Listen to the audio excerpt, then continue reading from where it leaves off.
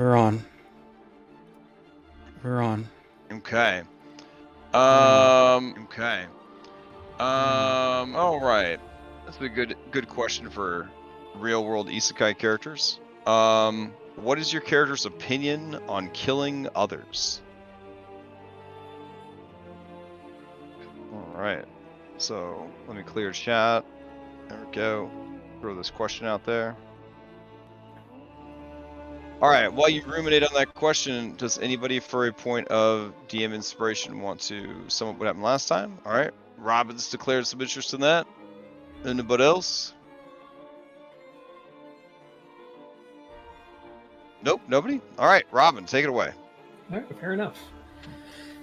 So last time we started off with Robin following up from the previous session, doing some trying to figure out what was going on with Anne. Anne seemed pretty intense and maybe not quite her normal self, which would appear to be the case. She has come back. The land has brought her back as a berserker. So she probably did die, but she's, or at least that's the prevailing theory right now. So there were a number of conversations among the group about what to do about that. I think everybody kind of sees her as a threat, but don't want to make her angry at the same time. And kind of in the middle of all of that nonsense, there was also we overheard the burgomaster's family talking about how one of the brides of Strahd was coming to dinner and to spend the night or a couple of nights here in Barovia. And so with that happening, we all got put under house arrest, basically. We kind of debated whether we were going to try to get out of town or what, but ultimately Anne said we should stay, and we kind of went with Anne on it so as not to upset her. So she ended up in a cell with Periwimple, and the rest of us ended up in another cell down in the basement of the burgomaster's house. We had some reading material that Robin read out loud during our incarceration. We learned some stuff about Strahd and the people who stand up against him in all of that. Kind of Strahd fan fiction. It felt a little bit like, or somewhere between fan fiction and history. Isn't history just fan fiction? Well, yeah.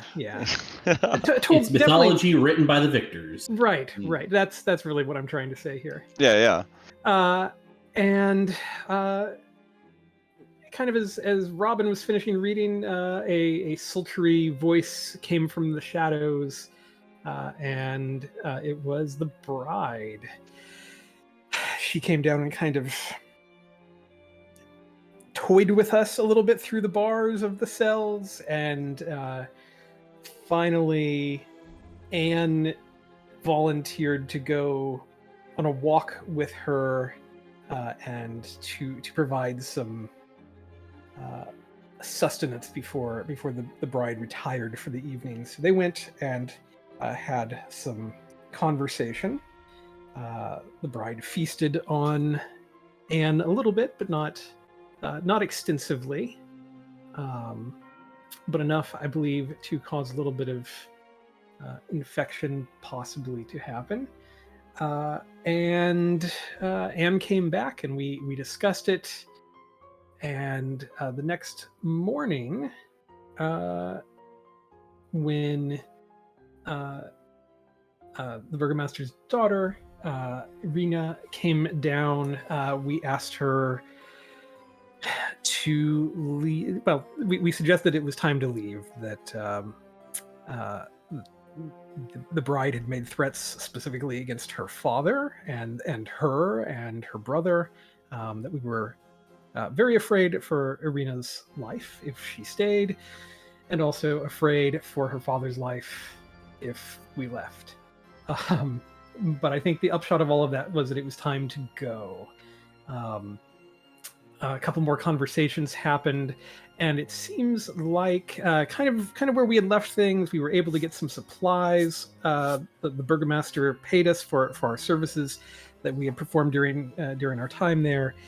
We were able to purchase some supplies, trade a few items that we had in our that we had found over the course of our travels thus far, and we're getting ready to head out. I believe with a first stop at Tser Pools to meet the Vistani there. I believe that is our plan, to go there first, since that's about a day's travel.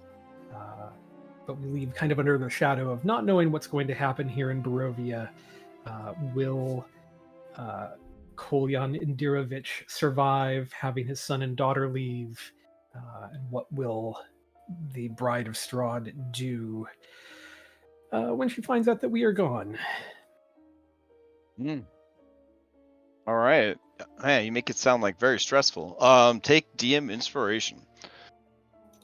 All right. If anybody is interested in a bardic inspiration that lasts the entire session or until you use it, go ahead and throw out a d20 right now. If you want to answer the question, what is your character's opinion on killing others?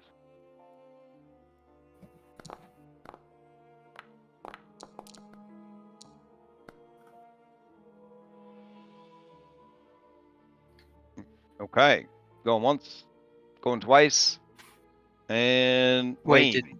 Oh, okay, cool. Take it away. What did you want to roll, Chris? No. I thought. I think we know what your thoughts are on the matter. Yeah, I was in my kitchen. I didn't hear any dice rolls, so I was like, well, if no one else is going to answer it, I guess I'll take the softball.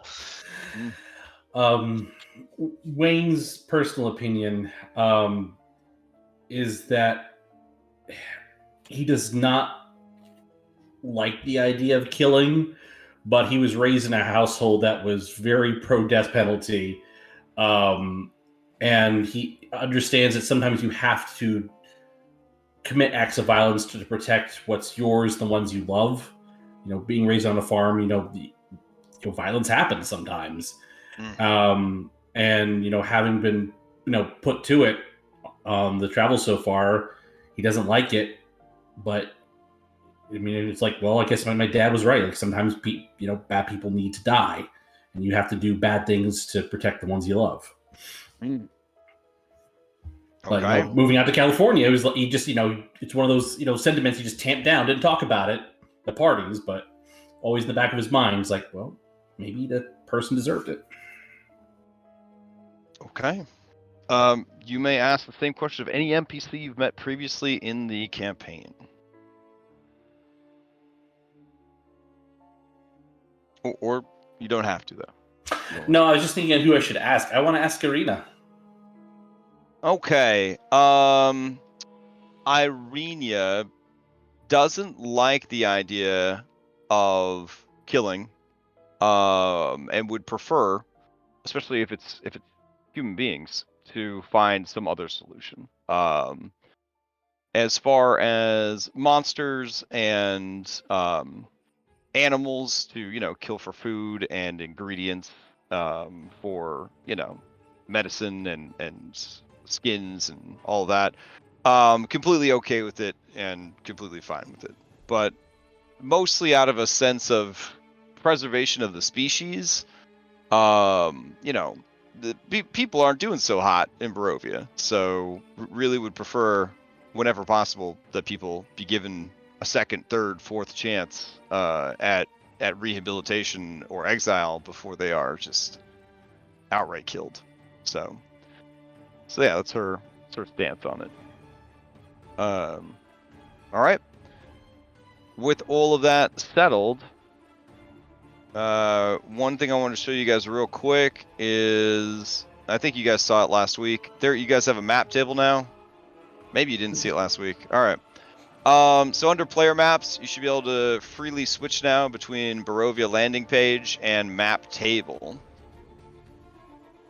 On map table, labeling this map is not my responsibility.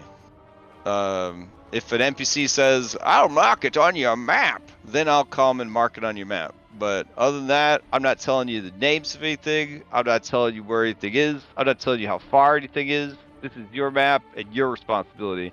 But Crash, my character's trained in cartographer tools. Well, good for you, I guess. So, have fun with your map.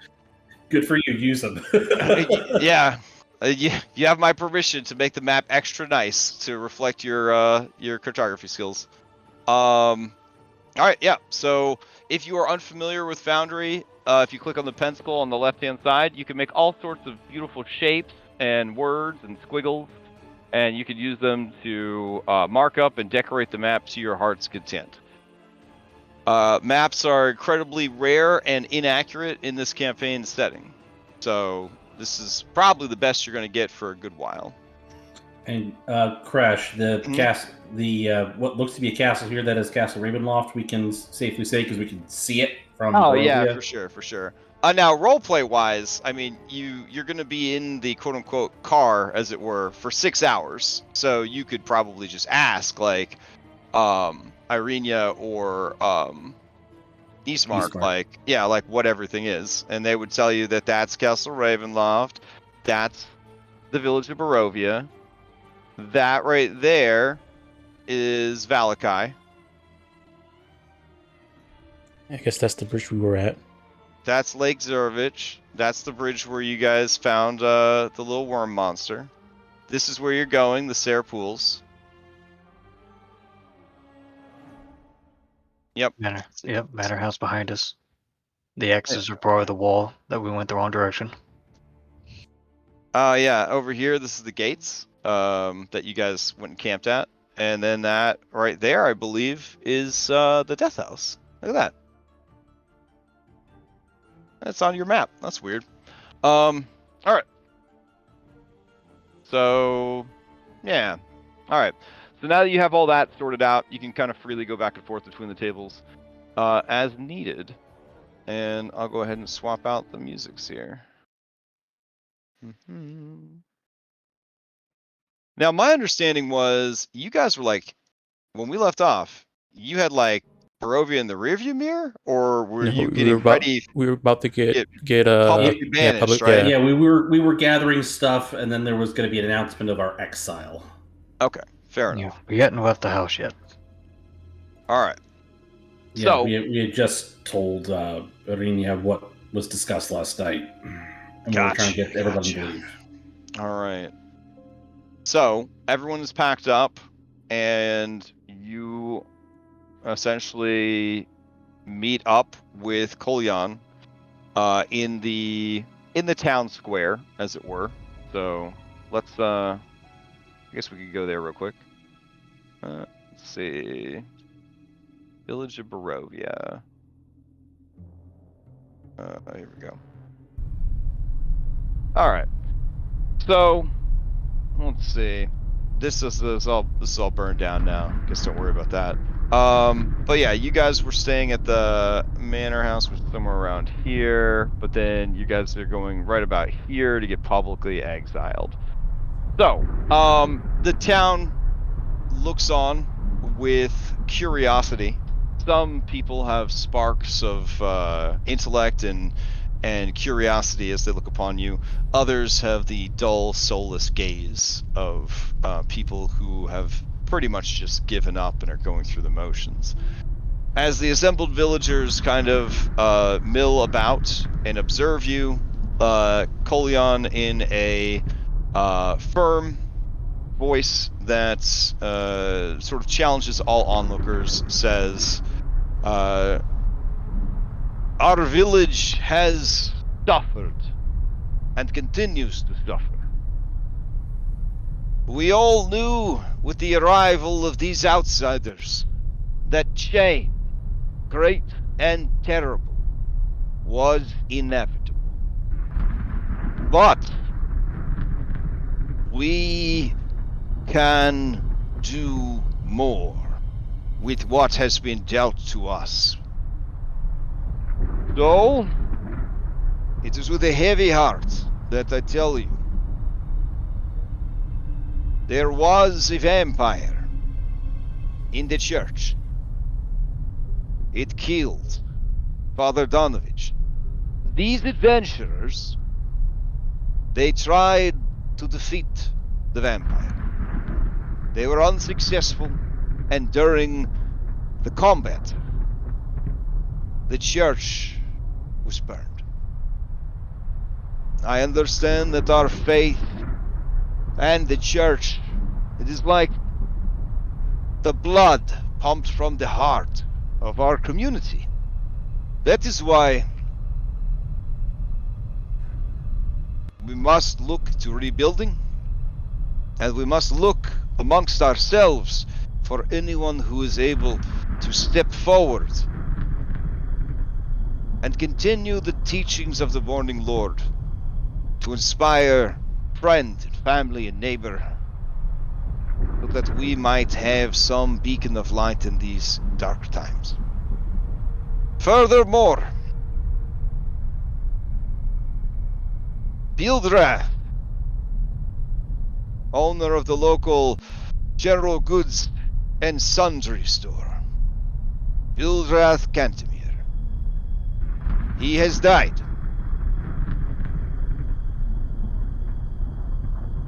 There was very little doubt of the abuses that he was putting upon his nephew.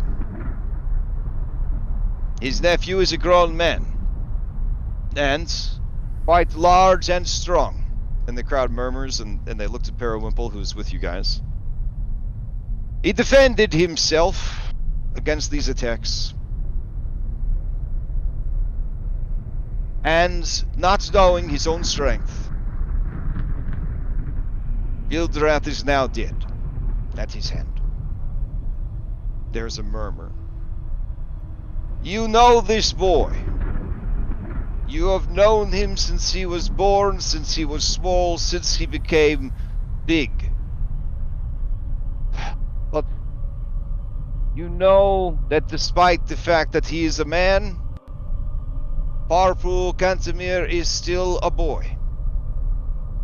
I cannot find it in my heart to have him executed. He is consigned to the service of my son, who will be traveling with these adventurers to the town of Valakai to discover why the trade routes have been closed and seek to have them reopened. Tser Cantemir, and these heroes are formerly exiled from the village of Barovia until such a time that they have been successful in reopening the trade routes. While the incident at the church was an accident, I understand that ill feelings continue to grow for these outsiders, mistrust. And therefore, we shall remove them, but with the hope of change and redemption. With Bildrath's passing and Periwimple's exile, Tser Pools' exile, I have requisitioned the goods from the store and will be placing in charge of it an appointed emissary of my house. All goods will now be available at the fair market rate. And there's just a murmur of relief from all the people assembled.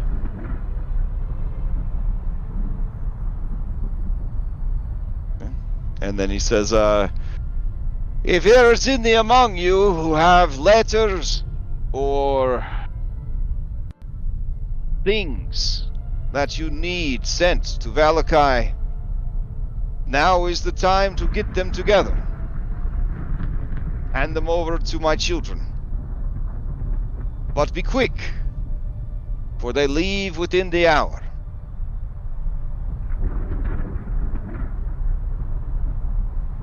and there's just a general commotion, and you're realizing now, like, several hundred people have kind of like shown up for this announcement.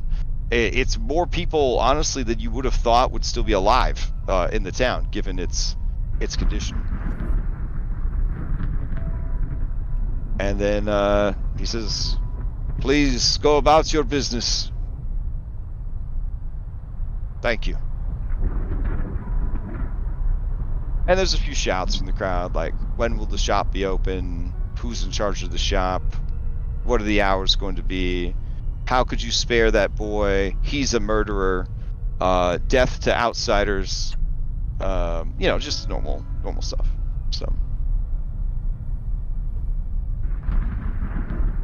all right.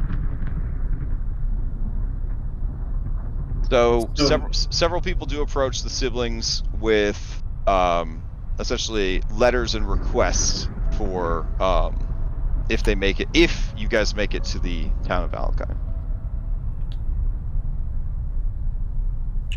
So is it sort of mixed emotions in the square at the moment? Oh, for sure. Okay. Yeah.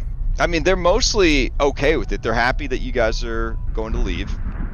They're happy that the store is open, but they're also still incredibly upset about the death of the priest, the vampire on the loose, the church being burned down, a local prominent member of the community murdered by his nephew, the nephew not having to face justice. I mean, What you're saying is it's kind of like an internet forum where like most people are kind of in that middle area, but there's like a couple of vocal people at both ends who are kind of like yeah. Yeah. Okay.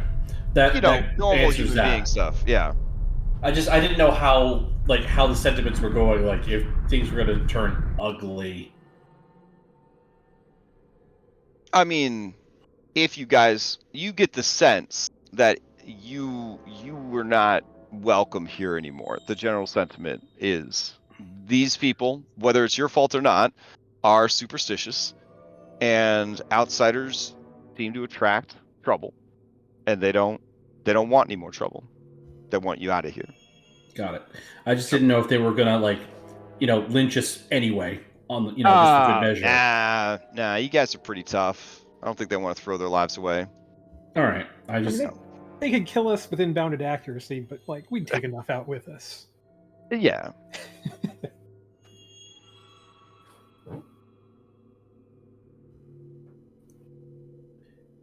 All right. Well, then I guess unless you have any other business, you guys can head on out. We need to divvy up who's carrying what, like what's in the cart, who's got what on their person. You should definitely do that. Here, I will make a cart actor that you guys will have access to. What would you like to name your cart? Going once, going Rough twice. Riders. I'm kidding. All right. Rough Rider, the cart. No. It should be Rough Rider. It should be. It's just a cart. It should be like Cardi, Cardi? Cardi? How about Cardi McCartface? Cardi? No. Oh wait. Not Cardi. What about Cardi B? No. I don't want to. Wheels. I don't want to be reminded of Cardi B every time I play Curse of Strahd. Wheels. Yeah. I feel like you were. It's gotta be cool. It's gotta be cool. Let's just go with the cart for now. Yeah, just the cart. Yeah, that's not. Yeah, let's not name him. He might get destroyed when we leave it. Yeah, he might get destroyed soon. It might get destroyed soon. So we never know. I mean, if a name will suggest itself in time, I am sure. All right, here's Rough Rider the cart. He heard Rough Rider. He's imprinted on it. You know what? You should have let Token Mold do it. Token Mold do it. Nah. Let's just go. I don't need a sedacious card. Yeah. With our luck, we'll get like racist card or something. So let's just. All right. So you can, because you have access to it and you're all owners of it, you should be able to dump shit on it. I'm pretty sure carts can carry equipment. Maybe. All right. Who wants to hold the map case for the map? Let me see if I can throw a ration on there. Yep. All right. Cool. I can carry the map. So one of our I survivors feel would like probably- you're most likely to die horribly with the map. No offense. Wow. Wow, Look at all that's those rough. broken things on your token. I'm And a survivor, obviously. how we're gonna do it is if one of you disappears, whatever you have on you, disappears with you. So like if you left someone behind to die in the road while you escaped with your life, I mean, Map stays on the cart. whatever that Wait, person no, carries. no, no, No, no. no, I've we seen, definitely don't want I've it on seen the what cart then. happens to these carts. I don't think we put anything on the cart. How many Put our- carts our have you butts. seen murdered in Curse of Strahd? Zero murdered carts. Who is good at survival and that kind of thing? Like anything where you might need to read a map. I'm expertise survival. I think We could give Dunbar the map. put it in a bottle around his neck. The best out of all of us so far. You need You two won't be hands able to to read a read it, map but, or I two mean- paws?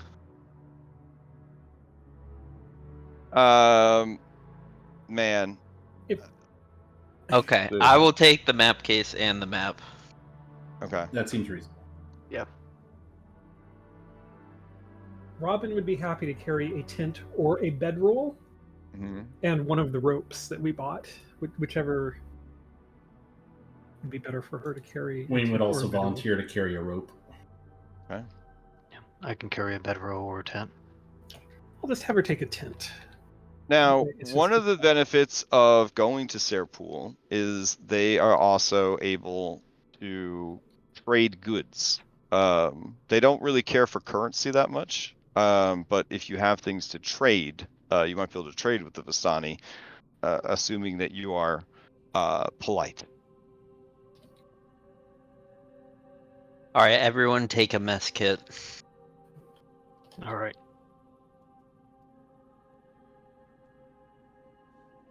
And these are just standard hempen ropes, right?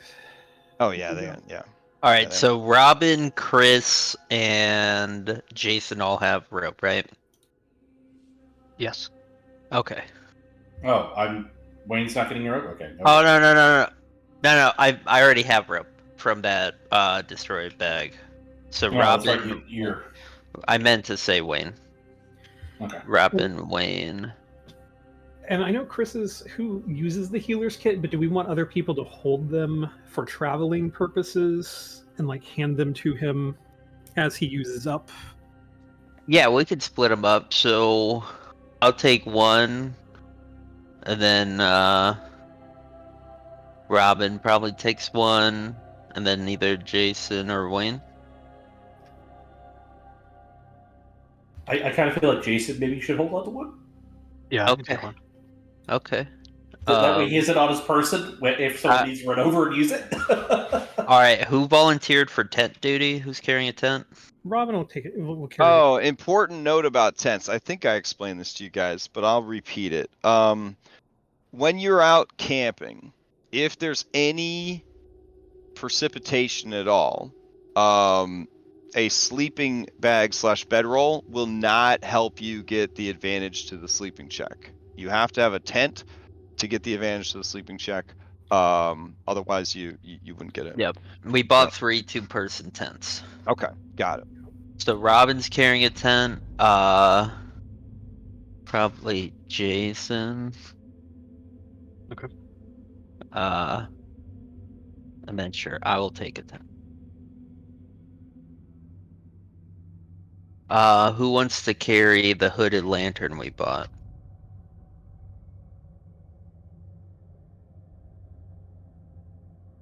I will. Wayne will. Wayne on the lantern. All right. Dude, we'll just give like if you took a 10, also take a bedroll. Fair enough. Yeah.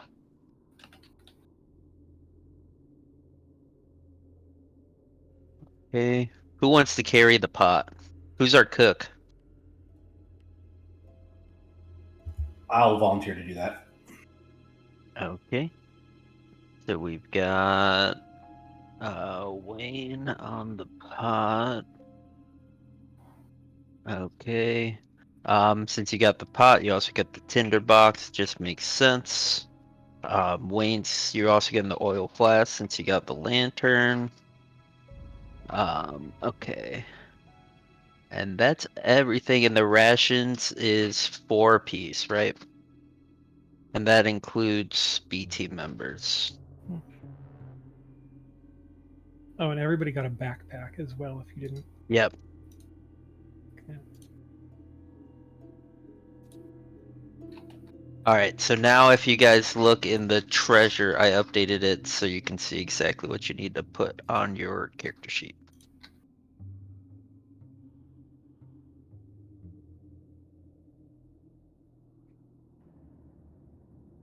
Tinderbox needs to be changed to Wayne.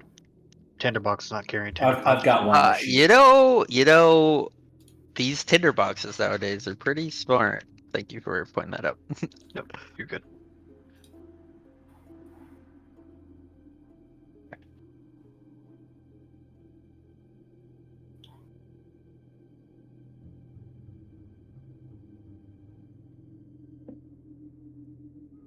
Wow, how do I have so many?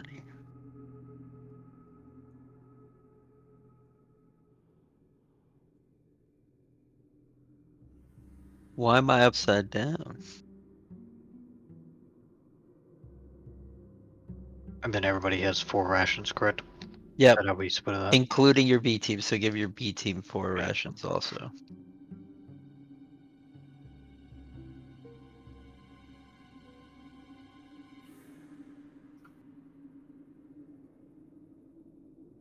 Oh yeah, that's why I found some in that backpack. Okay. Oh, and everybody gets 2 gold pieces back at the end. Yep. And then there's 7 silver that someone can carry. Yoink. There.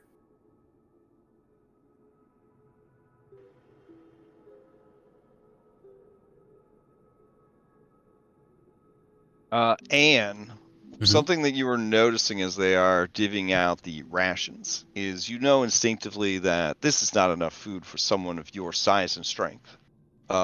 You know in your heart that you require twice as much food from Okay. now on. Okay.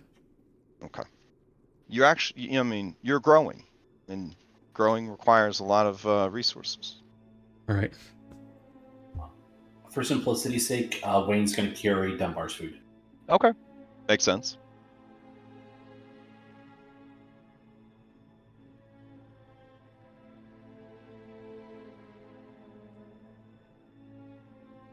All right. So, I guess you guys head out in your cart.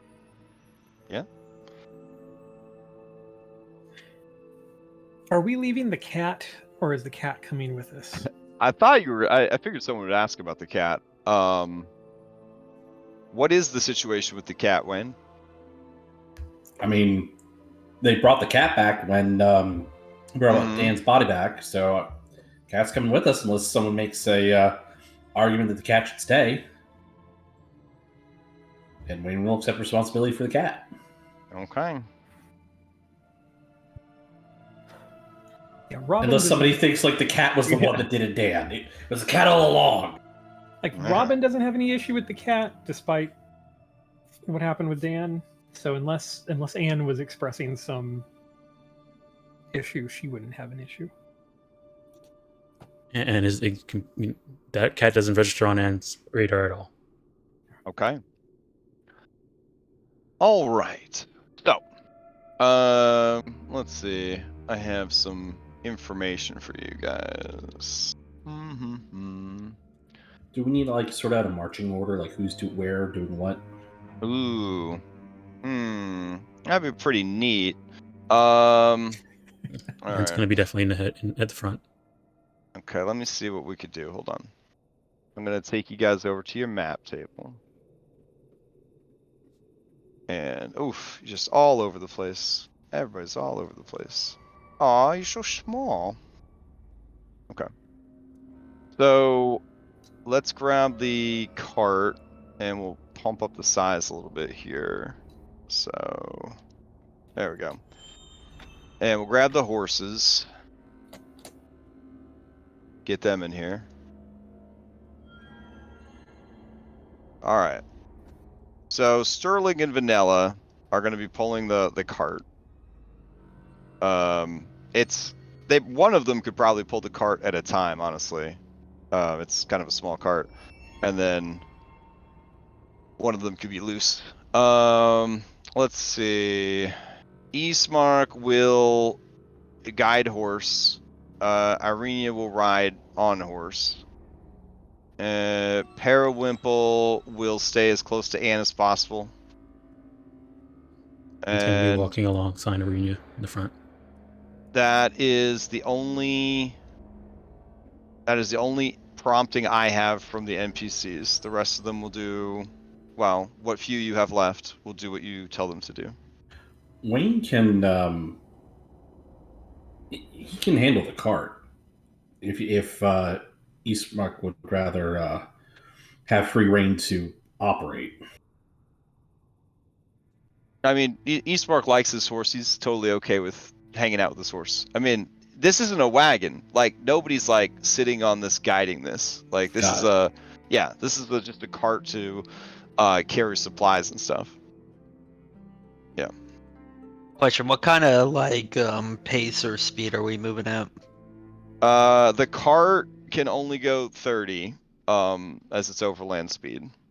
So if it went any faster, it would start to fall apart and break. All right, do you guys want me to like take point and scout like 60 to 90 feet ahead?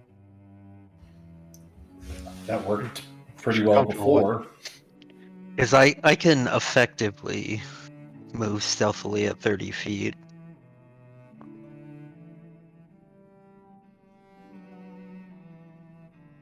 With Oh, bonus action. Well, either bonus action or action dash, and one of them to hide. So like that would give me like moving half speed, 30 feet of movement.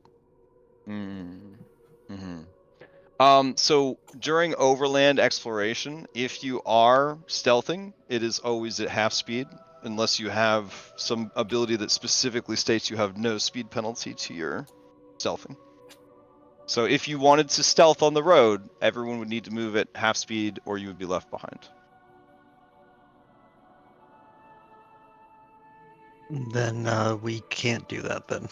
I mean, you can if you want, because if you are moving slowly, other people could do other things as well, like harvesting and keeping a lookout and things like that. But it would double the amount of time it takes you to get to your destination, and also increase the number of random counts after all. From our understanding, we should be able to get to Tser Pool in It's about one 6. day, It's right? about 6 hours. Yeah. So I don't think stretching that to 12 is a better option. Yeah. Yeah, I agree. We Eventually, still I'll have have one. an ability that'll let me stealth Yeah, at like full speed. So. Level 9 or something. No, I plan on taking Skulker. So.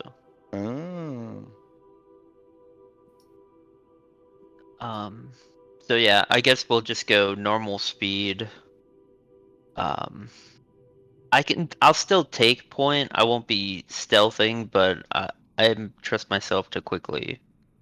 Skulker doesn't reduce the speed for. Oh, it doesn't. Okay. Nope. Yep. Does give you blind sight though, which is pretty nice.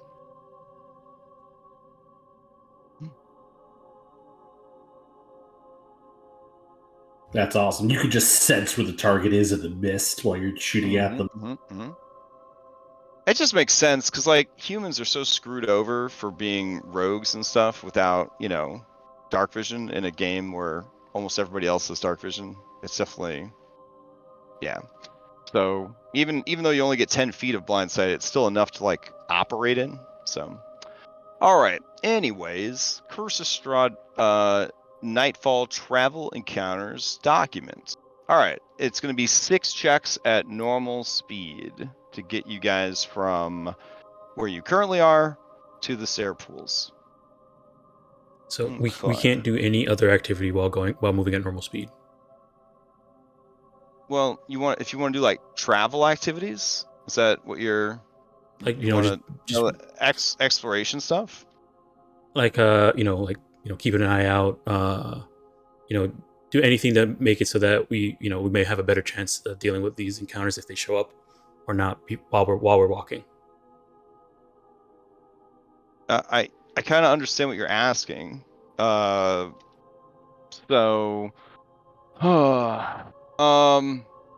Obviously, there's another game people have been playing where they have well-defined exploration actions, compared to, say, this game where it's a bit more abstract / hand waved away, etc., etc.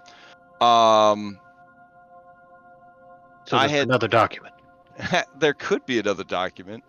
I mean, if there isn't, it's okay. I was just asking.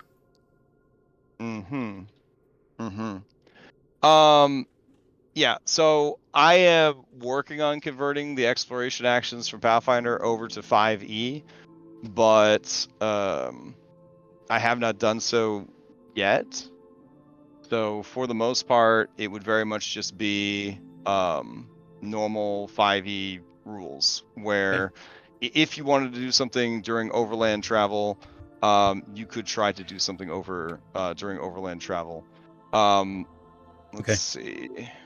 So I thought we were going to use the campfire ones or any of those options that we've used before, but if not, it's okay. What do you mean? What are you talking about with campfire? Remember how it was somewhat of a skill challenge while you're going, and so we're using that was while we were camping, though. Well, no, not the camping, the traveling ones. But it's okay if we're not doing it. It's fine. All right, we're gonna need to pause for like 5 minutes. So 5-minute break. Okay.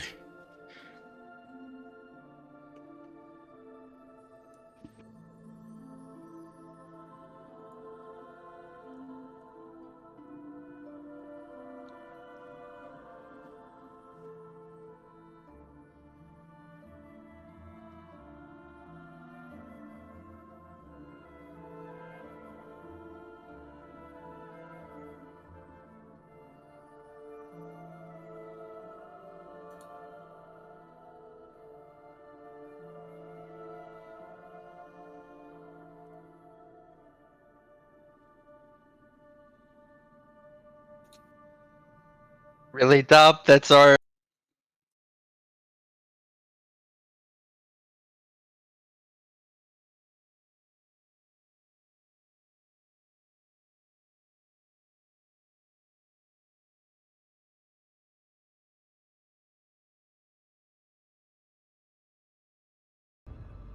Oh boy.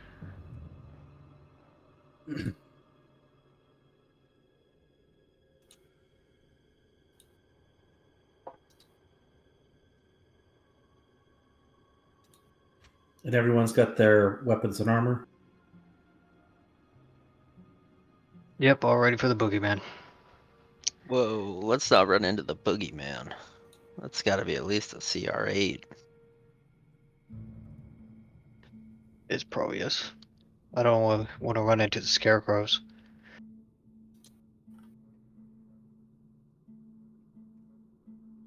I was trying to draw a frog on our map for right there, but I just I couldn't. I'm just no master of the drawing tools. I'm gonna just put a green circle. That means frog.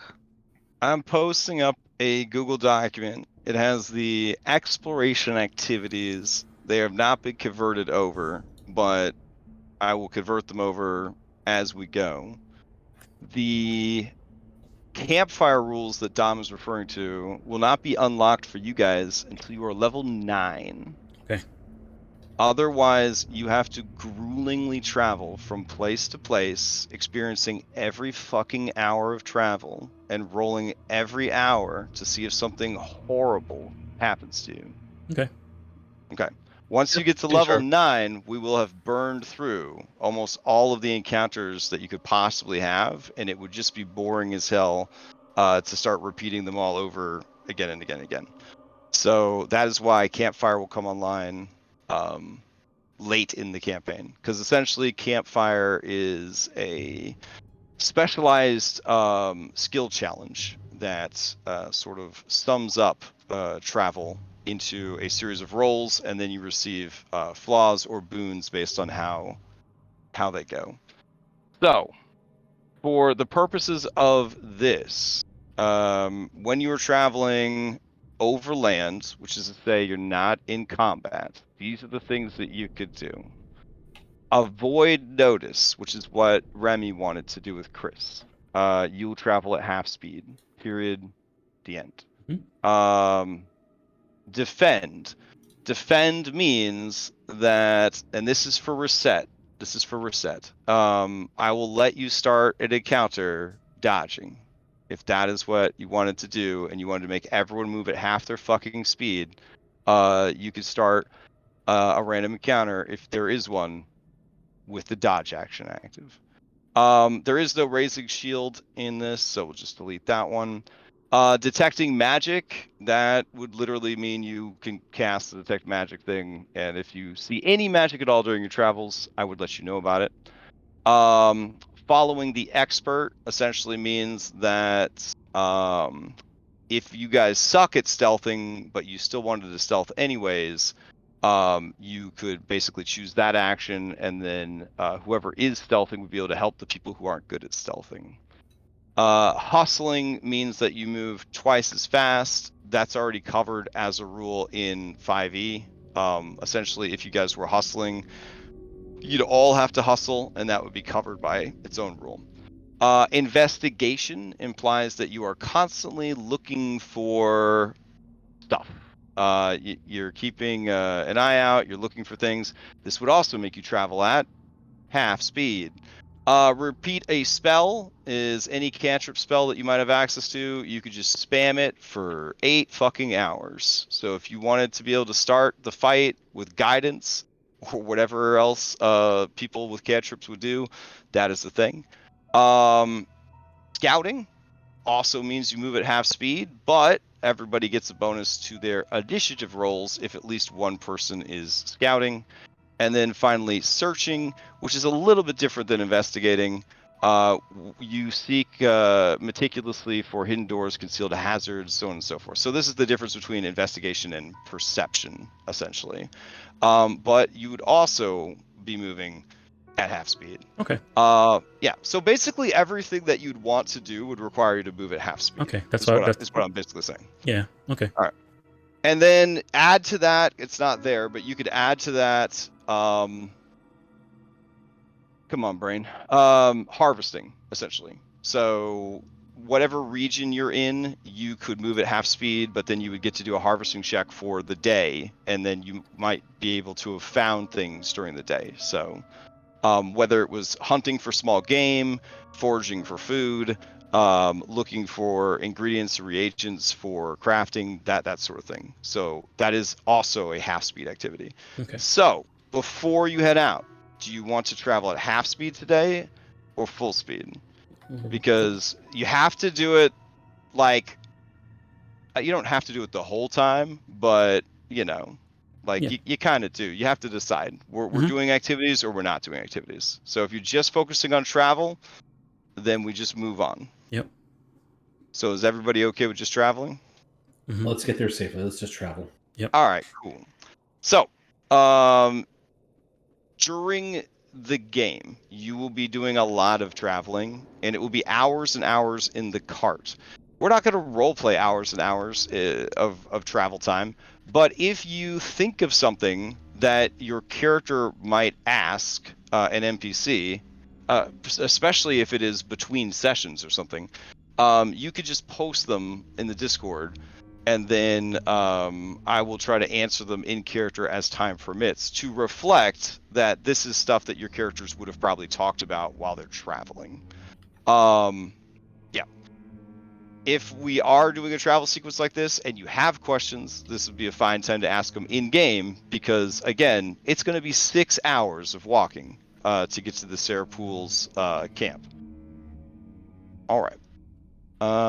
So, rolling the dice. Crash, would it be permissible for Dunbar and the kitten to ride in the back of the cart? Absolutely. Wayne kind of supervises? Yep. Cool. All right. So 6 hours pass. and you guys would arrive at the Tser Pools Fall. No random encounters. Because you stayed on the road, and the road is safe. All right. So let me see. I'll go ahead and switch this music out. And there we go.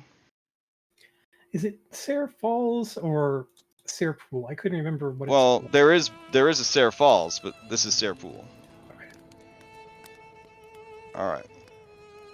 So let's see. As you guys approach Tser Pool, you can hear all manner of music and chatter coming from up ahead.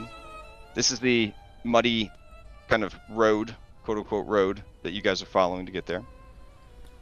I'm very suspicious of this bush. Yeah, look at that.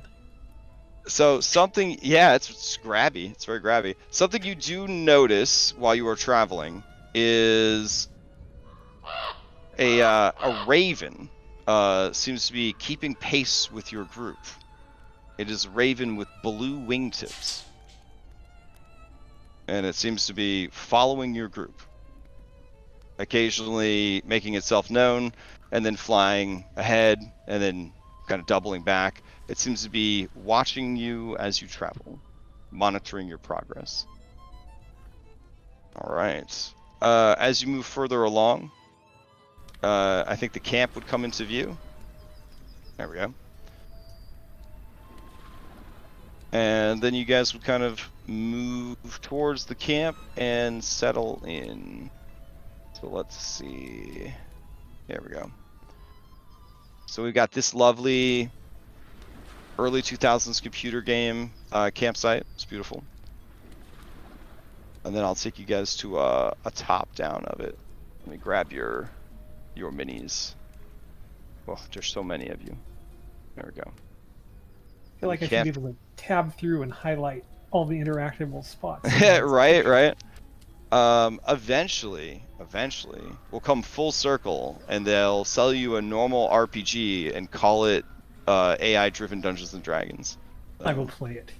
I will play the hell out of it. Hell yeah. Absolutely. Give me some Quest for Glory remakes. Oh damn. Oh damn. That's the good shit right there. All right. Well, Foundry is feeling very spicy tonight, so when I pasted you guys in, y'all sort of exploded all over the camp. So it might be a Where's Waldo to track yourselves down. I'll try to clump you guys back up though. All right. And activate. All right. So you guys roll up on the Vistani encampment. So, the road gradually disappears and is replaced by a twisted, muddy path through the trees. Deep ruts in the earth are evidence of the comings and goings of wagons. The canopy of mist and branches suddenly gives way to black clouds boiling far above. There is a clearing here, next to a river that widens to form a small lake several hundred feet across. 5 colorful round tents, each 10 feet in diameter, are pitched outside a ring of 4 barrel-topped wagons. A much larger tent stands near the shore of the lake, its sagging form lit from within. Near this tent, 8 unbridled horses drink from the water. A mournful strain of accordion clashes with the singing of several brightly clad figures around a bonfire. A footpath continues beyond this encampment, meandering north between the river and the forest's edge. As you guys approach, you do hear that there's a story being told. But before you could kind of catch what the story is about, they all stop and look at you all at once. And you see this guy, an older dude in his like mid-50s, it's looking like. He approaches and says, "Hail and well met, travelers. What brings you to our encampment this fine afternoon?"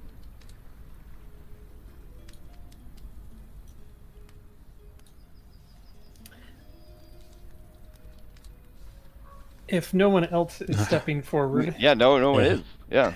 Robin would step forward and extend a hand to like see if he will shake hands, and Sure, yeah. she will say, "Greetings, sir. My name is Robin Keller. These are my traveling companions.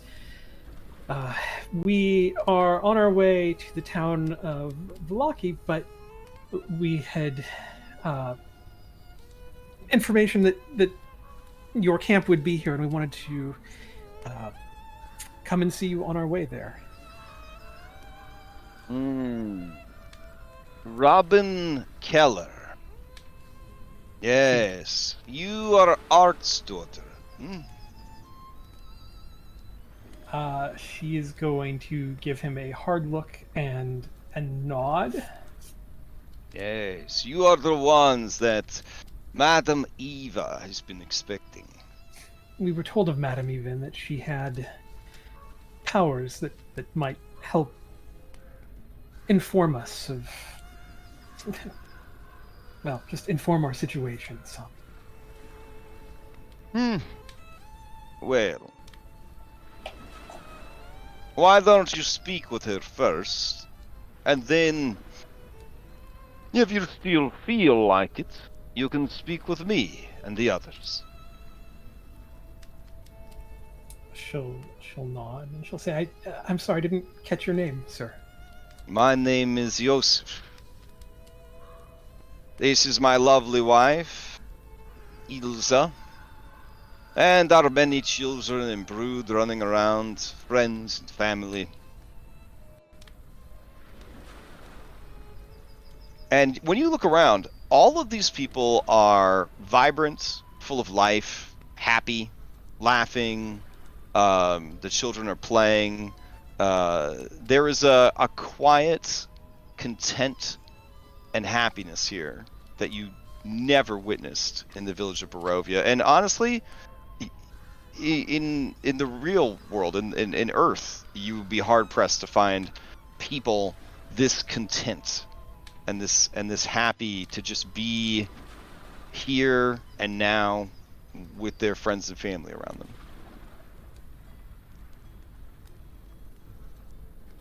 The two siblings are sort of defensively, like, kind of grabbing at their equipment, you know, like nervous hands, kind of like checking belt pouches and stuff like that. They seem incredibly mistrustful. And you see that Parpool is also kind of backing away and huddling up with Ismark and Arena. The three of them seem very nervous, and Parpool seems a bit frightened.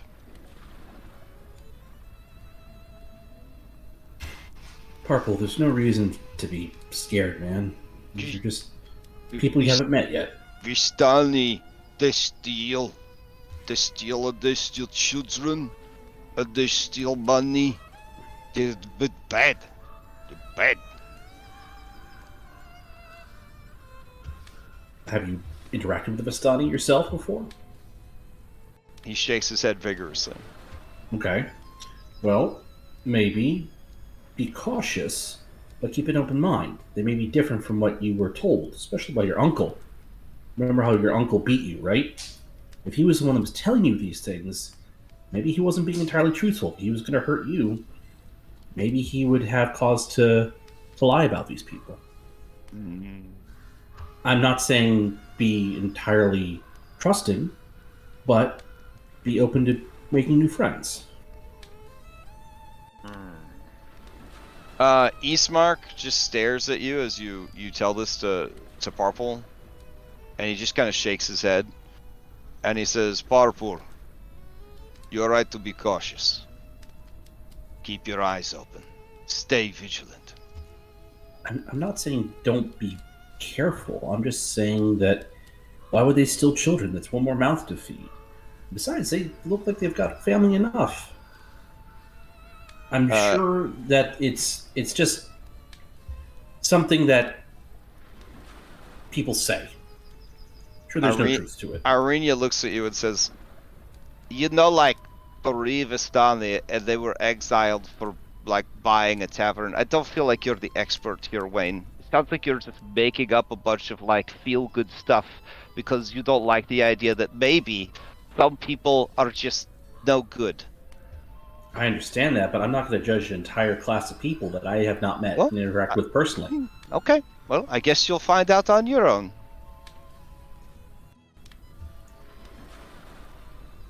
Eastmark says, I will wait with the cart. And Parpool decides to wait with the cart also. You said the madam was waiting for Oh, us? yes. Ah, Jason. This way. And he Keeps her own tent? She is very important. Very important to all of us, but I think perhaps very important to you. That was a very roundabout manner of. Why would he walk through everybody that's talking?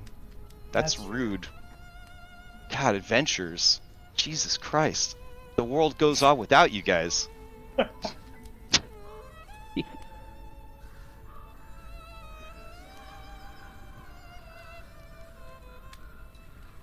These animated horses crashing on me. What? Foundry.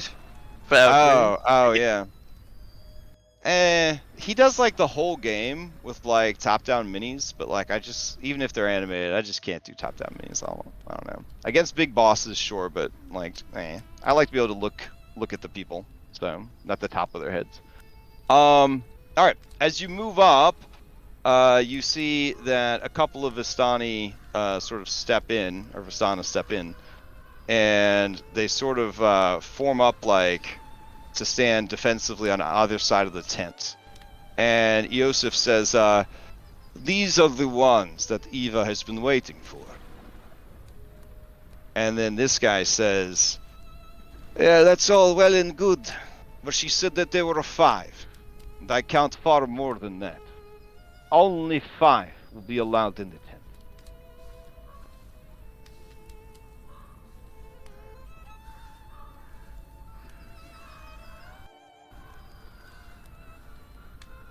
So I have to ask, are any of you not going in the tent? I mean, Robin, Art's daughter, is definitely going in the tent. Yeah, Okay. and after Anne heard that, Anne's definitely going in the tent too. Okay, so I would assume that the main 5 are going in the tent. Yeah, Chris is gonna go. Yeah. I'm guessing Dunbar has to stay outside. Yes, for sure. He doesn't have special privileges here. They respect him as a being, as his own person. Leo can all right. keep Dunbar somewhat under control. Yeah, so Leo is like, wait, why just 5? I don't understand. We have, I mean, look. It probably doesn't hold more than 5. Why is it always you 5? Because we're not chain smoking.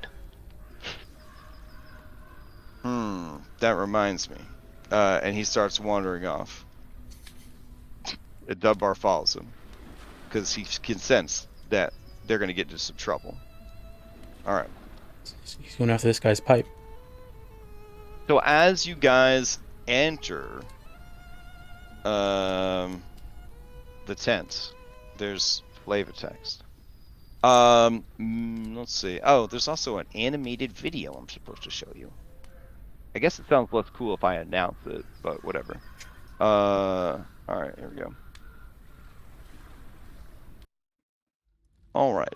Magic flames cast a reddish glow over the interior of this tent, revealing a low table covered in a black velvet cloth. Glints of light seem to flash from a crystal ball on the table as a hunched figure peers into its depths. As the crone speaks, her voice crackles like dry weed. Ah, at last you have arrived. Cackling laughter bursts like mad lightning from her withered lips, which peel back to reveal a toothy smile. All right. So, let's see. This lady. She says, it took you long enough to get here, but better late than never. Now, give it to me. I cannot read the cards without all the cards. Give what to you? Robin. Card that got dropped. Yeah, Robin will dig in her pack and pull out. What is it? It's a 2 of missionaries. And hand her a card. It is a shame what happened with Father Donovich. Not surprising. The devil likes to lay low any who bring joy or hope to this world. Nothing pleases him more than the downfall of the righteous, the corruption of good, the embrace of darkness.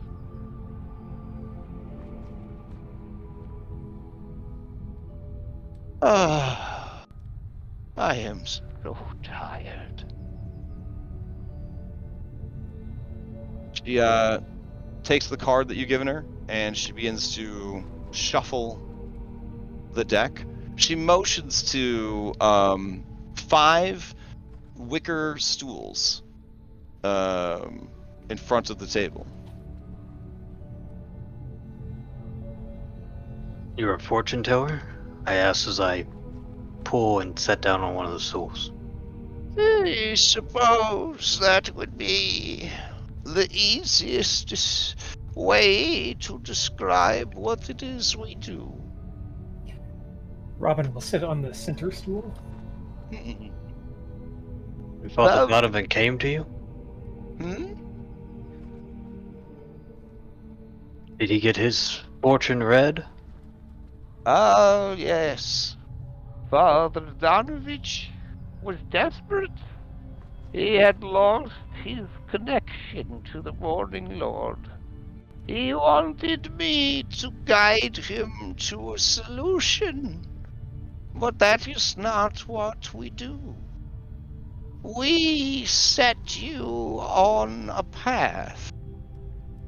The path you're supposed to walk.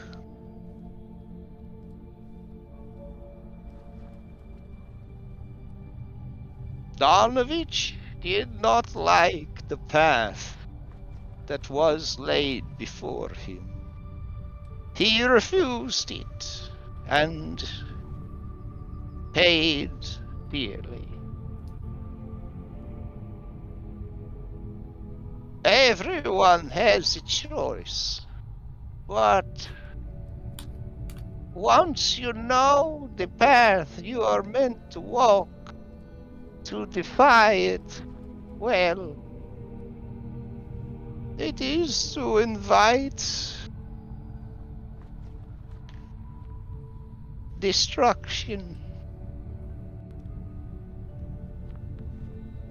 And all the while, her bony hands are like popping and crackling and snapping from like joint pain and arthritis. And the deck is just shuffled and reshuffled and air shuffled. And finally, she lays the cards out, fanning them. And then she kind of digs in with both hands and just starts to really mash them up and move them around, just slide them about on the table. She says, go on then, touch the cards that we might understand better the path that lies before you.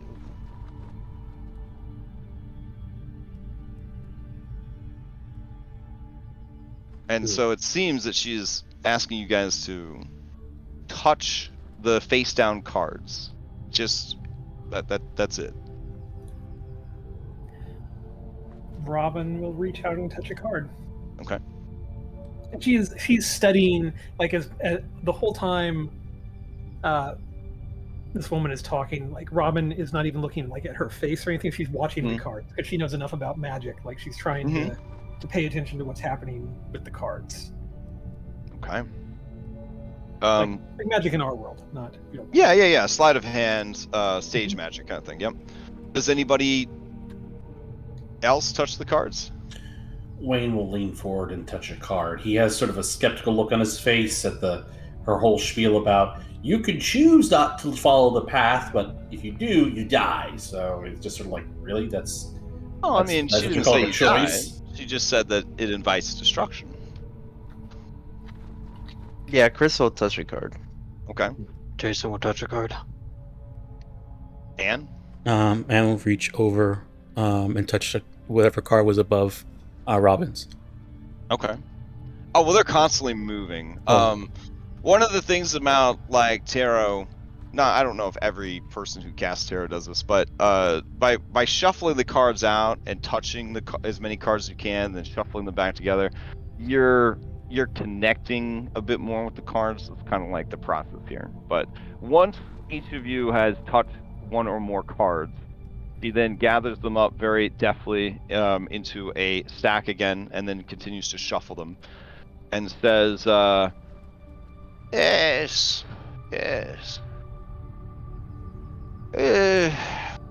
Perhaps you will do. Perhaps not. But at least you found your way to me, that I might offer some guidance. Now, Chris and Wayne, Jason, Robin, and I understand that you want to go home. I understand that you're very confused about what has happened to you. And I understand that you have already suffered much and lost more. But I will tell you plainly that this is only the beginning of your suffering. This is only a small taste of the loss and the pain that waits for you. But if you follow your path, you might find what you've been looking for.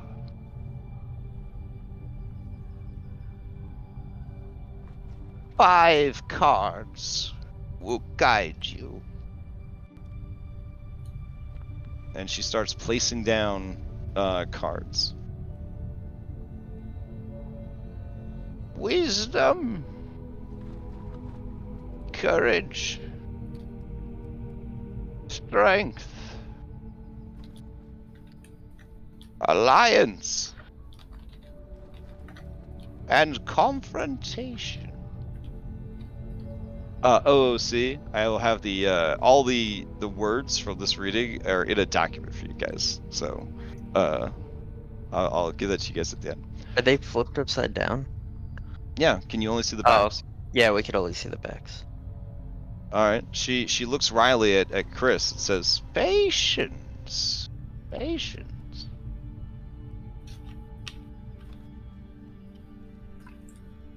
During your journey, you'll need wisdom.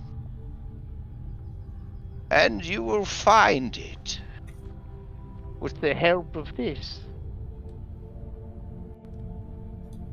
And she flips the card over, and it is the traitor. This card tells of history. Knowledge of the ancient will help you better understand your enemy. You must look for a wealthy woman, a staunch ally of the devil. She keeps the treasure under lock and key with the bones of an ancient enemy.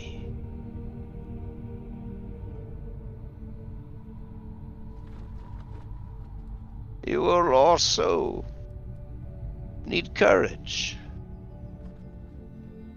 And in that endeavor, this card will guide you. And she flips over and it's the priest. This card tells of a powerful force for good and protection. A holy symbol of great hope.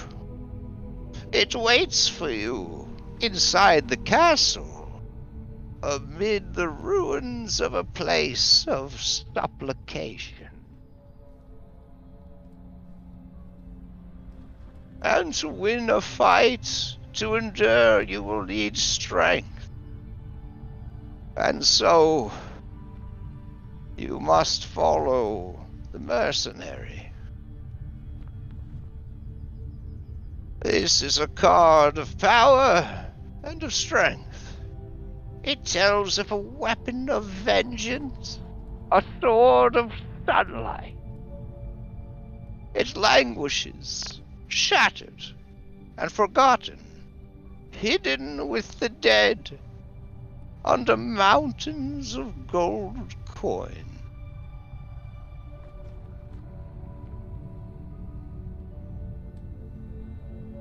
And to help you, you must forge an alliance. Yes. He goes with a shaky hand to flip over Don John.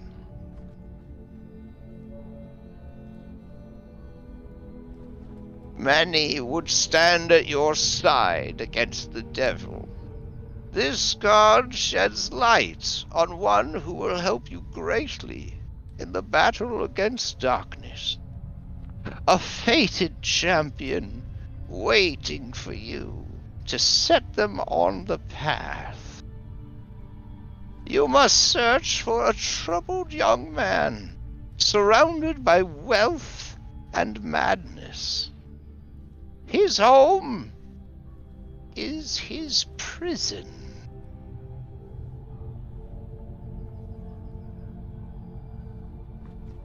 And finally, what you seek lies on the other side of Strahd von Zarovich. You will face him many times, but should you face him here, well, perhaps then you might succeed.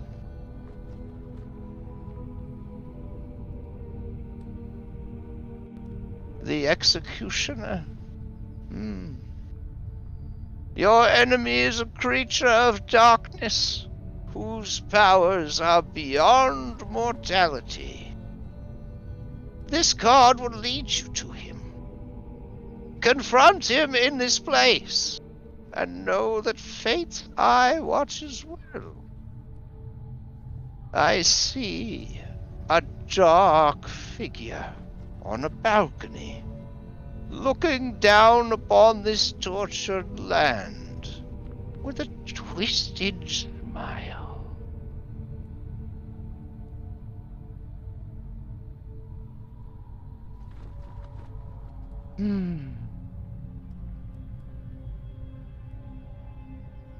Yes, yes.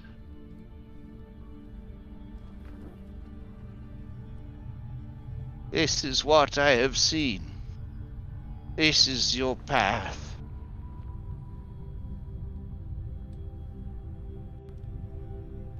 I wish I could do more for you, but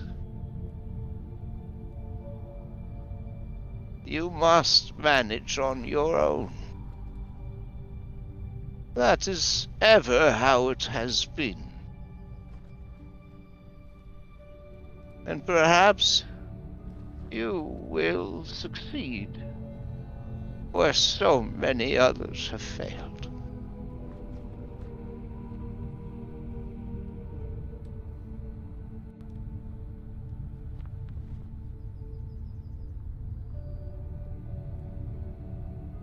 Okay, so you guys should have a file or a journal entry called Taroka reading. Can you shift Z to the executioner crash? It didn't pop up for me. Oh, sure. Thank you.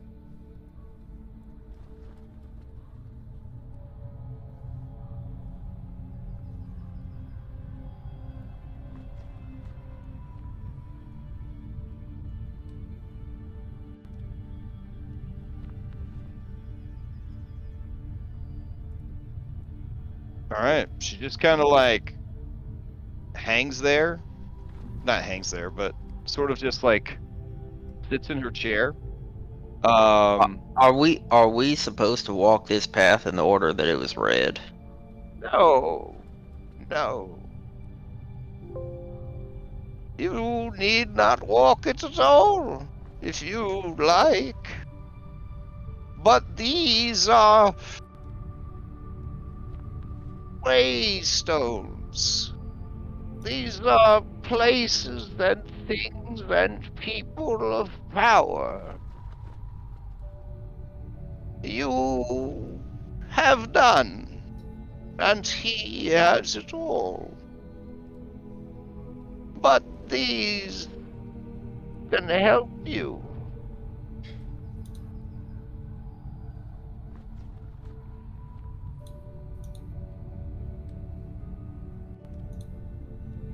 Now, I am very tired.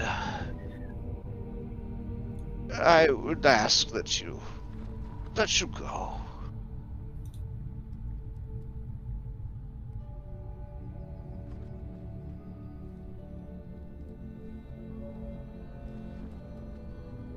It was good to meet you. And Robin, I am very sorry that you have had to pick up your father's burden. Robin is going to nod and she's going to say, it's...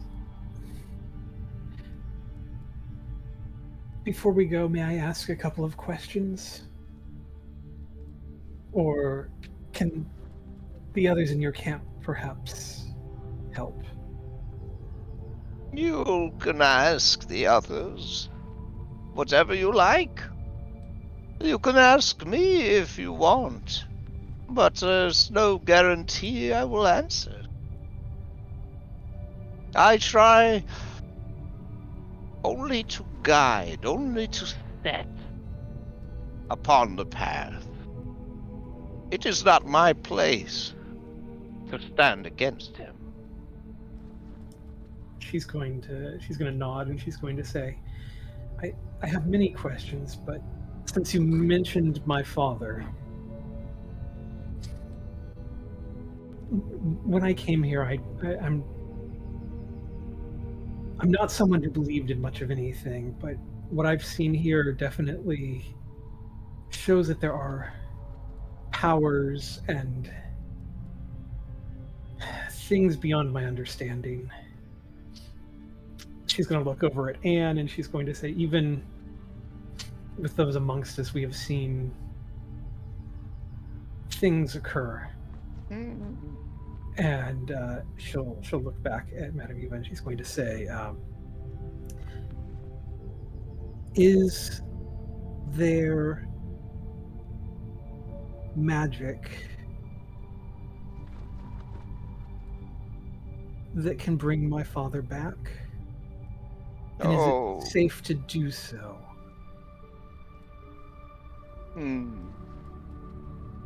It is never safe in Barovia.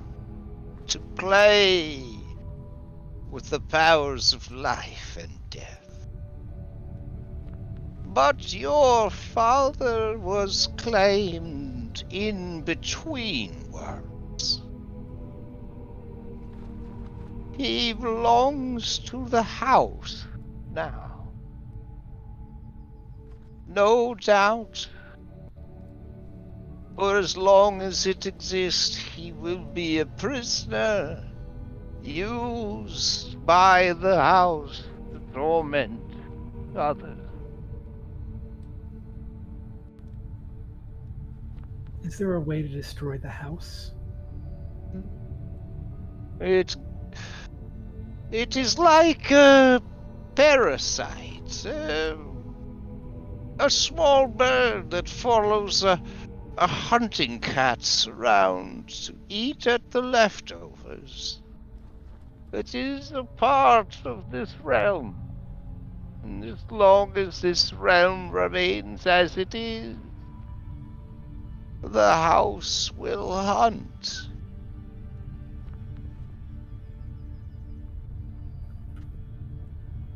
She'll nod again.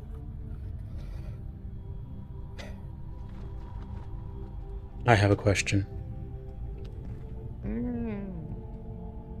I'm sure you do.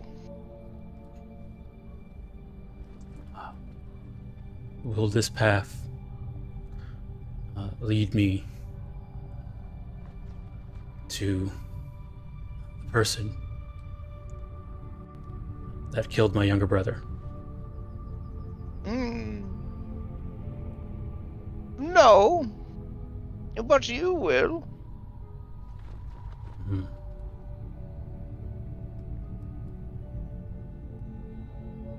Okay. Is this path the only way out of Barovia? No. But it's probably your best chance. What are you so eager to return to, Christopher?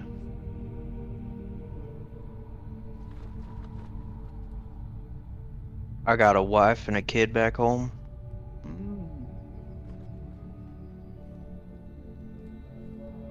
Then you should keep their memory and their faces fresh in your mind, for you will be tested.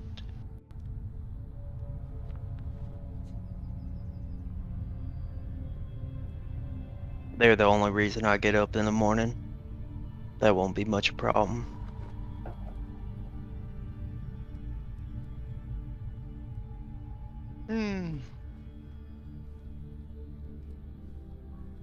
Yes. Well, goodbye, I suppose. And good luck. Goodbye, ma'am. Thank you.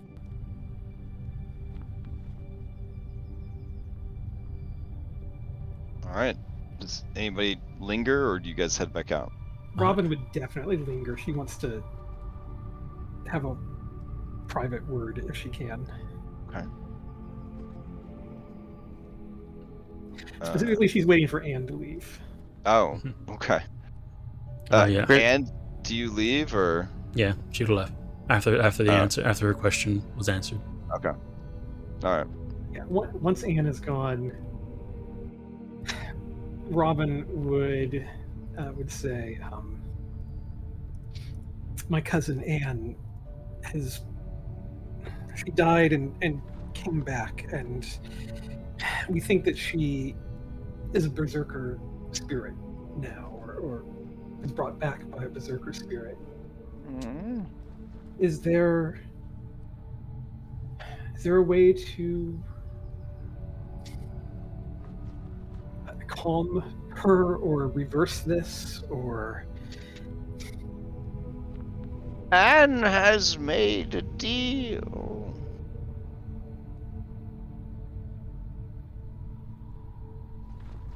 She has entered a contract. She has made an exchange for power. that is between Anne and the entity that she now serves.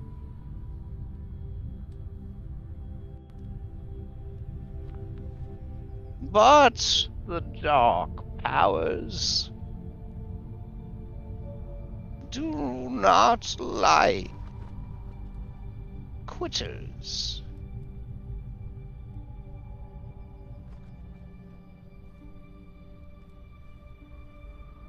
You, Robin, Keller, you should watch the others closely. They have potential.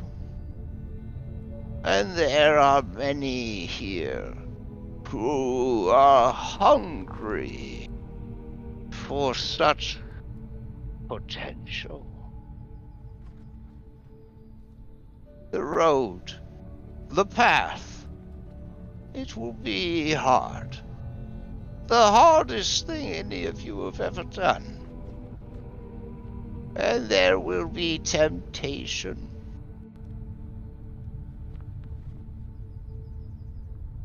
You must choose wisely. Whether shortcuts to power is worth it. Is worth everything. Yeah, Robin will nod. And she's going to say one last thing. I'm sorry to ask so many questions, but my cousin Dan was murdered.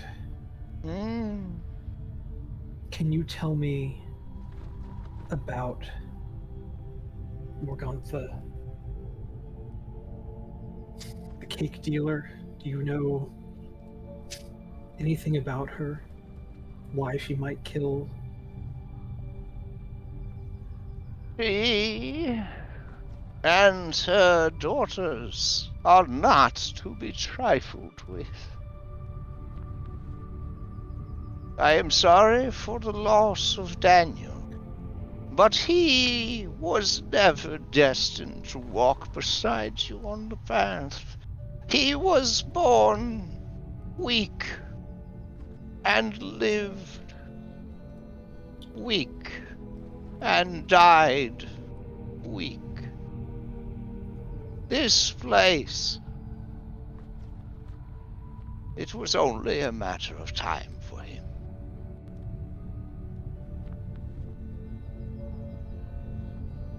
Well, Anne is set on avenging him. Then she has chosen death for her and for any she coerces into joining her. You are not strong enough. Not by half.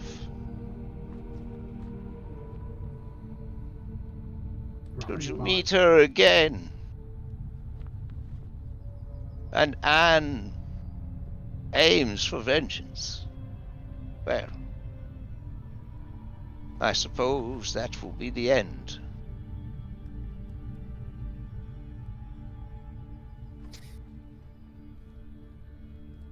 Robin's she's going to nod. Thank you for your insight.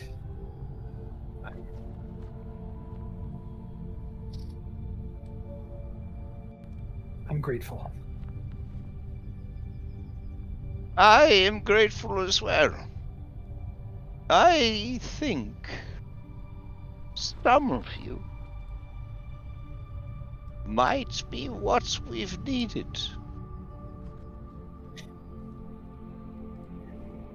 You have shared much with us today. Is there any service we could provide for you?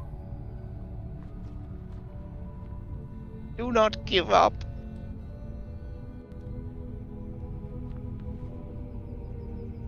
No matter how hard it gets, no matter how heavy the burden becomes, when you feel that you cannot go on, any longer. And the shadows move in, offering placations and solutions. Please, please, Robin, do not give up.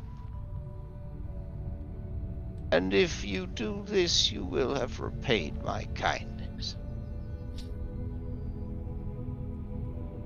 Robin will nod one more time, and she'll say, "Very well." Well, I think I need to lay down for a bit. But thank you. Farewell.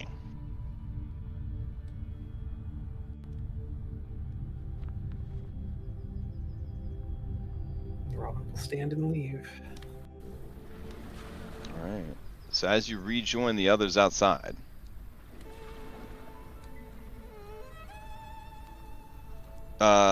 Irenia rushes towards all of you as you're exiting the tent and says, What happened there? What did she tell you? What kind of secrets did she reveal? They wouldn't let me even try to listen in. It's fine.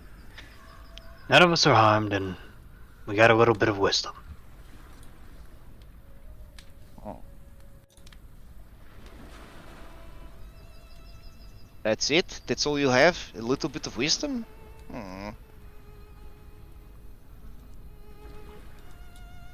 Some advice can go a long way. Alright. Well, Ismark was saying that maybe we could stay here tonight, see if they are willing to trade or something to, like, let us stay here for the night. Otherwise we'd have to, like, camp along the river and... Seems like safety in numbers. Yeah, I think that's a good idea, Irenia. okay. He's gonna head back over to Eastmark. And I guess the rest of you are just loose in the town, as it were.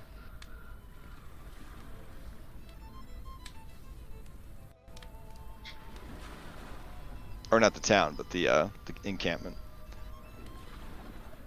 Okay. Yosef walks up to you guys and says, there now. It looks like you have had a bit of your burden lifted. Huh? Perhaps your eyes opened a bit. That's good.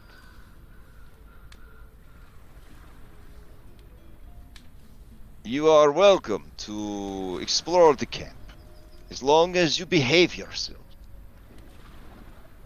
I'm sure my kinsman would very much like to hear of whatever strange place you came from. Yeah, we wouldn't want to step on any toes. Do you guys have any, like, kind of like cultural norms or rules around here that we may not be familiar with? Treat people as you wish to be treated.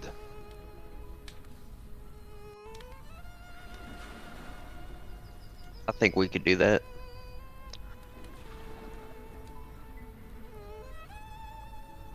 Okay. So yeah, they kind of go back and resume their normal business. The children are all kind of eyeing you guys. There's a lady over here. She has sort of a youthful face, but a matronly build. She is breastfeeding this little baby. Yeah, that's right.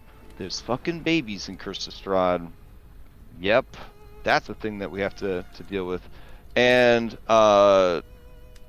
she seems to be sort of minding all the children, but and is kind of calling them back. But they all kind of look like they want to, like, rush up to you guys and figure out what makes you guys tick, sort of thing.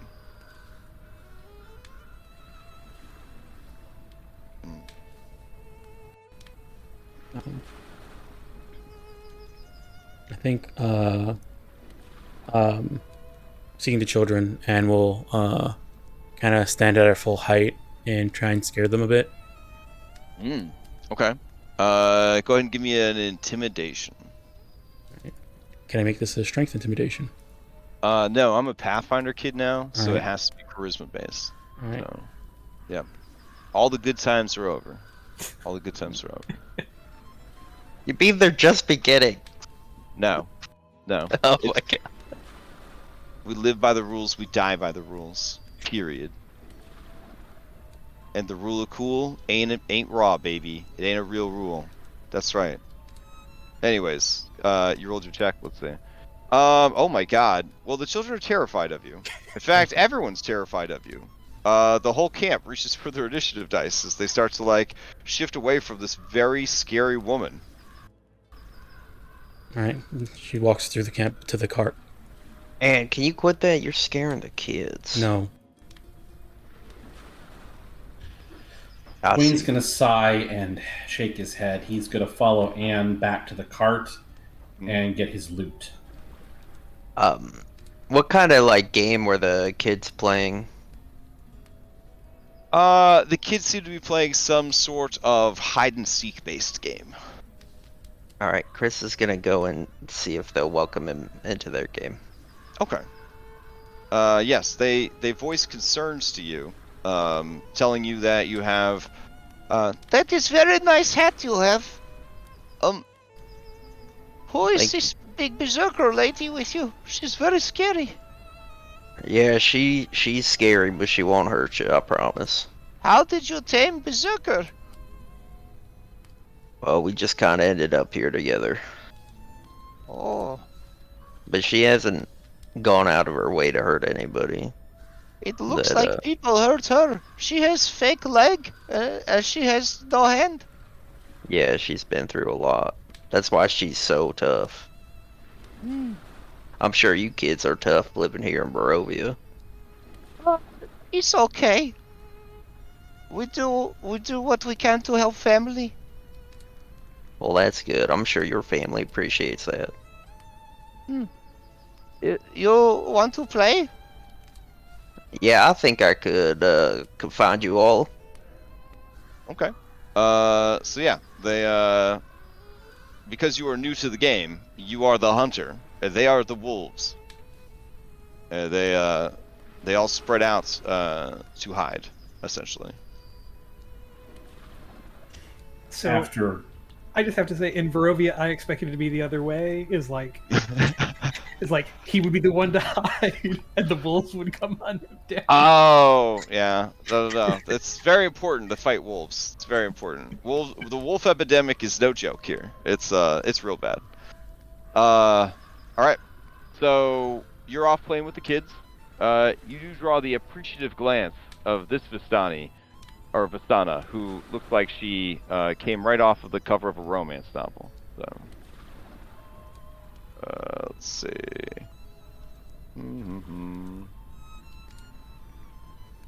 There we go. All right. Well, nothing's working. Cool. Yeah. So All right, I think you're talking about her. Yeah, as you're playing with the kids, Anne, you return to the cart. Wayne, you're following after Anne? I was returning to the cart to get my loot. I was going to try and okay. repair the damage she had done by lifting everyone's mood. Yeah. All right. As you return, this woman, Elsa, she looks to you and says, "Oh, you have a lute.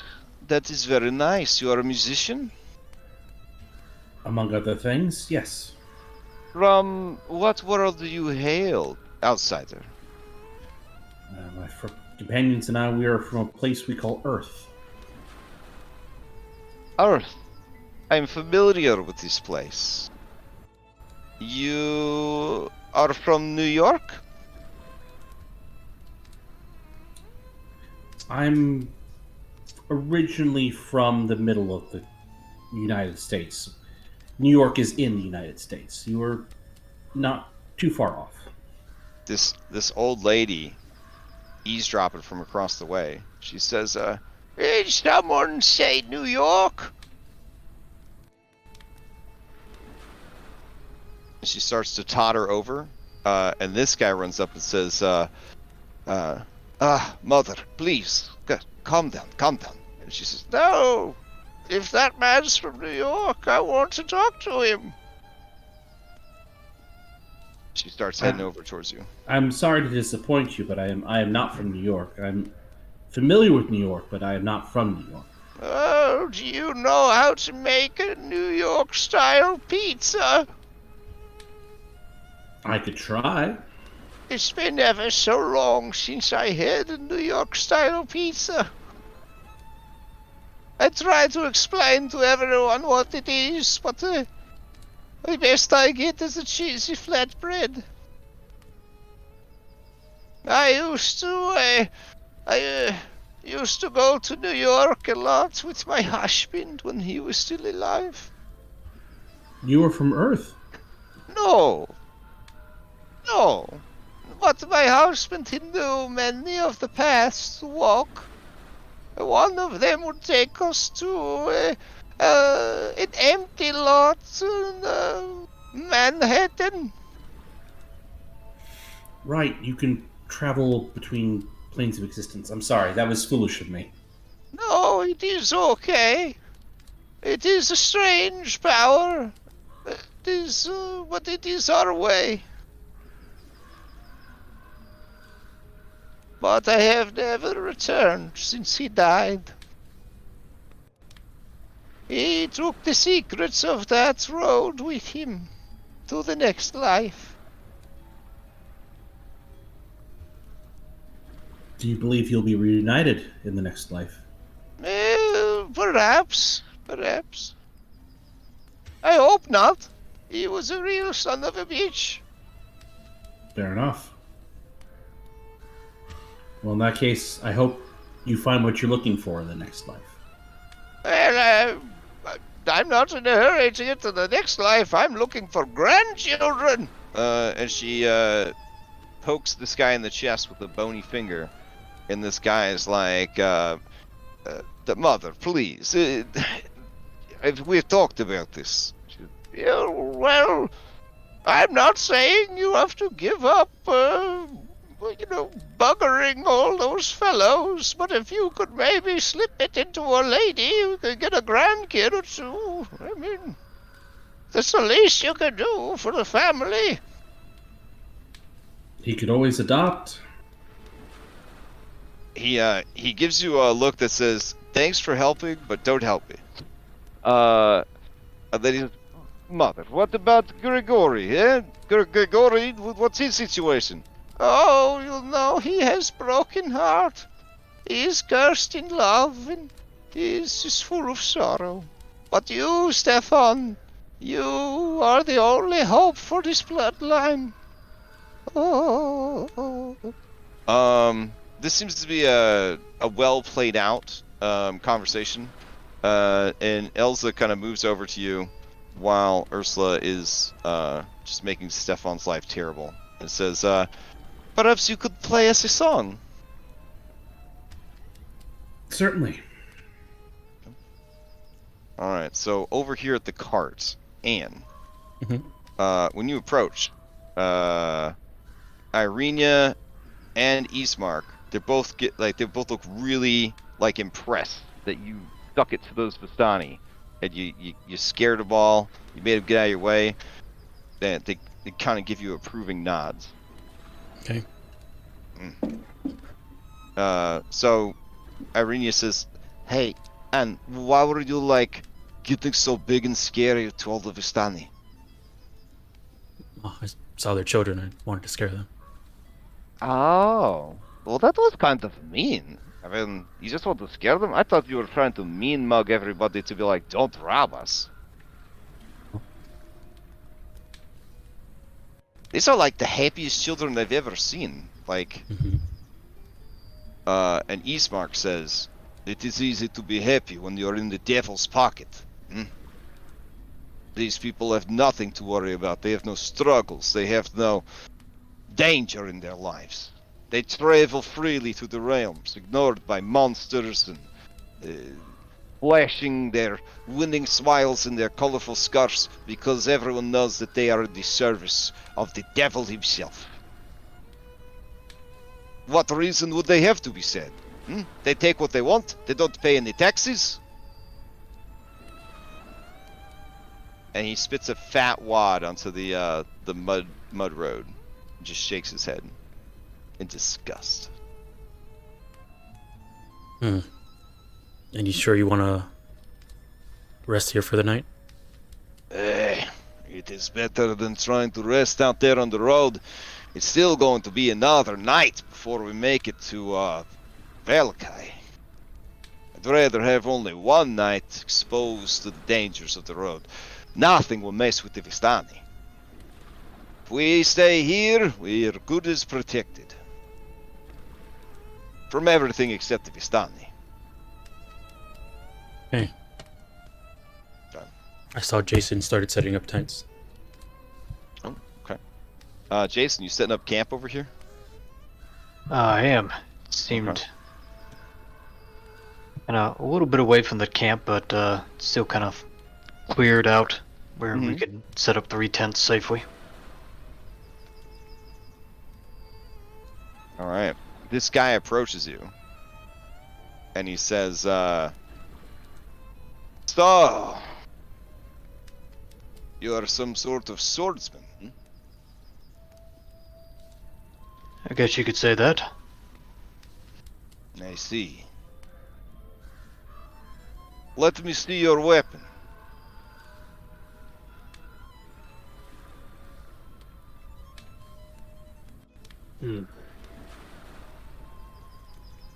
Alright. I'll pull out the greatsword and hold it out. This is a big weapon. You focusing on the feints and no defense then? Depends what we need. I could defend myself, and if not, we have something for both. But do you have something that is enchanted, that is magical? For a weapon? No. Yes. You must travel these roads, this land, with a silvered blade and a blade of enchantment. Without such weapons, you will not make it far.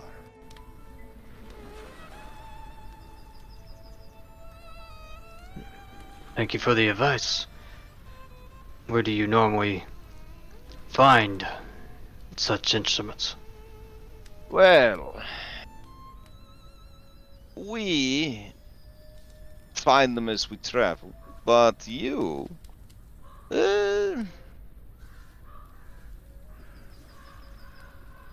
your best bet is to start in Valakai. There is a crazy man. He is alchemicals. Chemist. He can make sorts of oils for your blade that will provide it with the enchantment necessary to protect you against some of the more dangerous creatures of Barovia. And there is a smith there as well, who might be able to silver your weapon.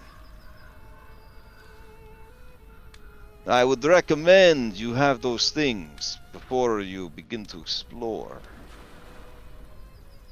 There will be a temptation to go to places that seem full of opportunity, but I might caution you against it. It is better to be prepared than dead. I agree with that. No need for wandering the forest just yet. We're still new to these lands. Yes, well, you do not need to worry. You won't be here for very long.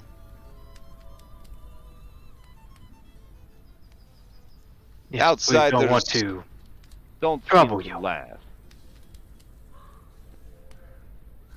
Oh, it is no trouble at all to me. It is nice to lay eyes upon those who must walk the path.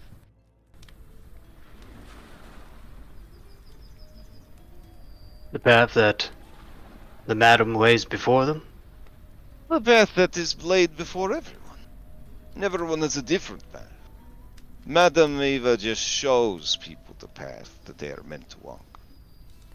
But they have it on good authority that outsiders brought to Barovia always seem to be set on the same path.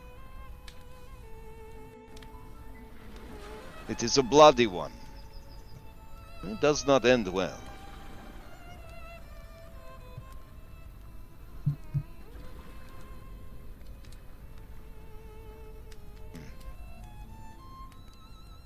He nods to you, and he kind of walks back to his post.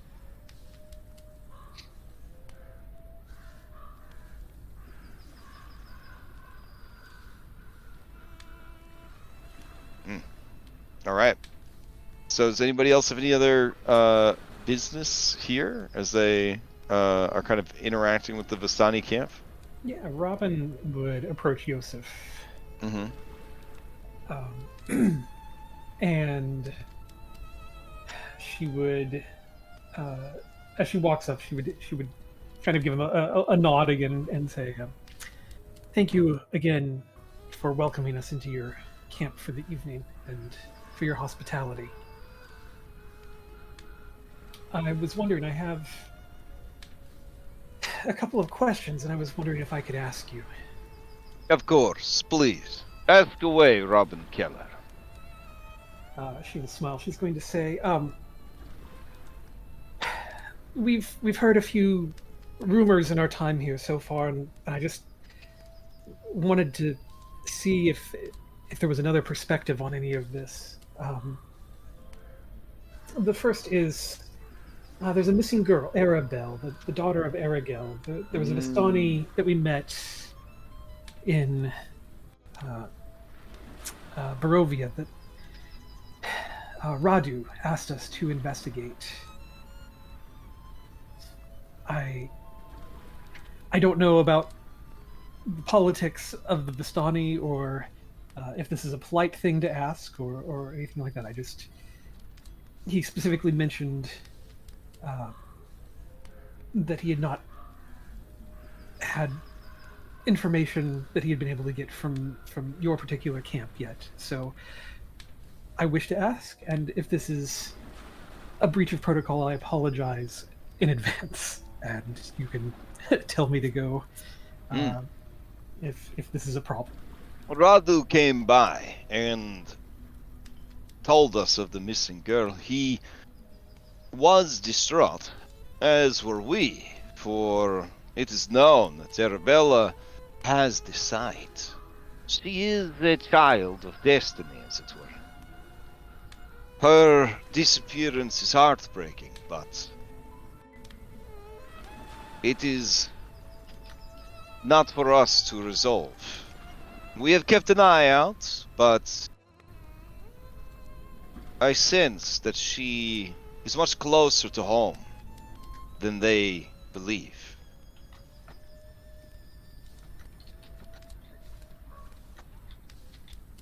Robin is going to kind of give him a look and say,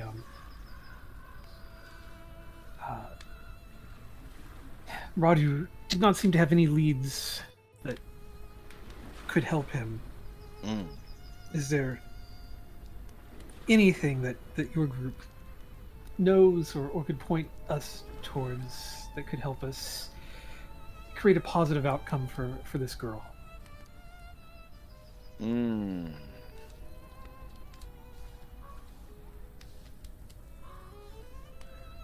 Let me go speak with Madame Eva, and I will tell her of your earnest request. Robin will nod and wait. All right. While you're waiting, this Mir Vistana, who's grooming the horse, he looks over at you, gives you a smile, goes back to work.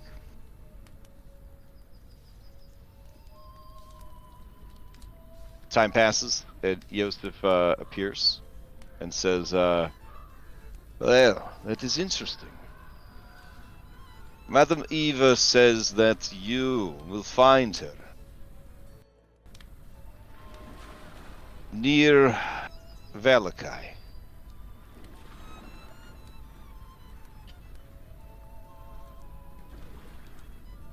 Robin's going to nod. I will look for her then. She is near the lake.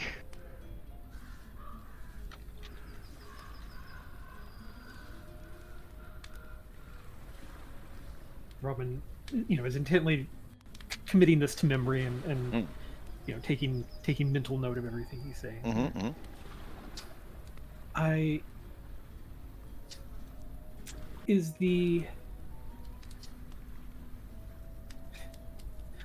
What would you consider the best outcome for this girl?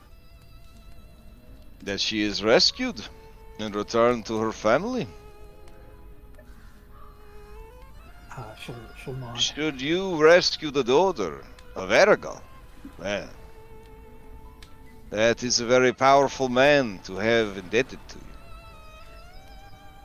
you. She will kind of smile and like a little bit of relief, kind of like almost a little sigh of relief, and she'll say, Radu did not necessarily inspire the most confidence that he had her best interest at heart completely. So the second, even among the Vistani, there are fools. She'll smile, having a second confirmation lifts at least this burden from my heart a little. May I ask another question? Of course. We've heard a couple of other rumors. We've heard about a place called Berez, where there are scarecrows attacking people there. Is that anything that you know about? Oh, there are no people left in Berez. Berez is a haunted ruin. But of scarecrows, yes. I know much. They are the creation of an evil hag named Baba Lysaga.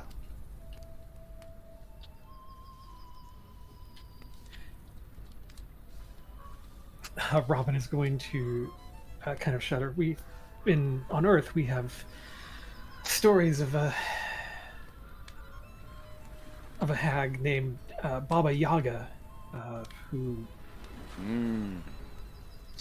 Fortunately, this is not the same. Or we would all be in trouble. Robin's going to nod. He's going to say, yes, that she was a very powerful magical presence, at least in the stories. At least in the stories on Earth. I can believe anything here. Well, this realm deals with enough dark necessities. We are fortunate to not have something as terrible as Baba Yaga here as well. But Baba Lysaga, while powerful, generally keeps to herself. Do you know why she's made these scarecrows? Is it to protect herself and keep her privacy? She has a madness. She hates ravens and seeks their destruction. As if to accentuate this, you hear and you see the blue-tipped raven just chilling on top of Madame Eva's tent.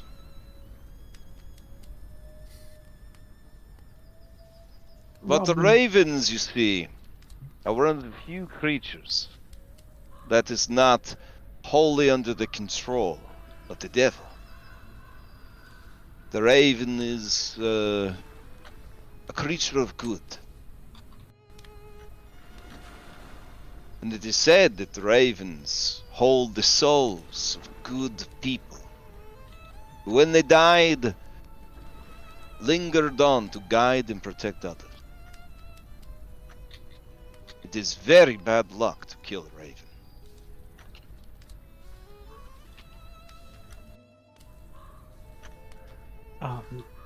We've seen a number of ravens, or perhaps just one raven. It's hard to tell on our travels so far. Then perhaps you have more fortune than you think. She'll nod. Two other things to ask, and then Ah, so many questions. Well, then you will have to answer my questions about Earth. I have many. I will answer all that I can. She'll laugh. My last two questions are: we are headed to Village, and have heard that it is locked down, and that there is some strange politics happening there. Do you know of any of this? Yes. The Vistani have been banished from Valakai. None of the tribes are allowed inside. In fact, Ergol's camp, they're forced to just sit on the hill next to the town, unable to enter.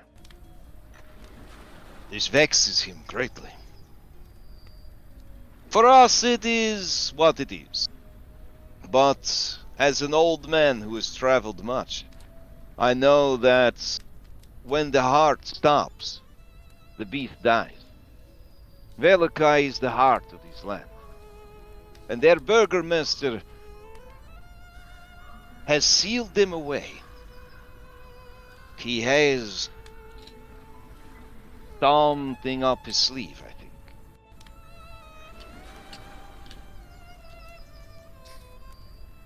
She'll kind of nod. And, He does not trust the Vistani, for we are servants of Strahd.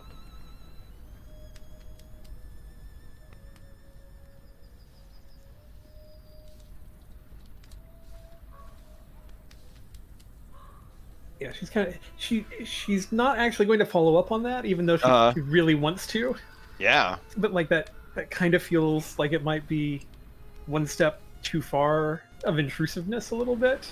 Okay. Even though he did kind of volunteer it, so she's just kind of nodding, and she'll say, "Well, we will see what we find in Village and see what we can do, and if we can find a way to open the town, I hope that the Vistani will be welcome once again within its walls." That would be wonderful.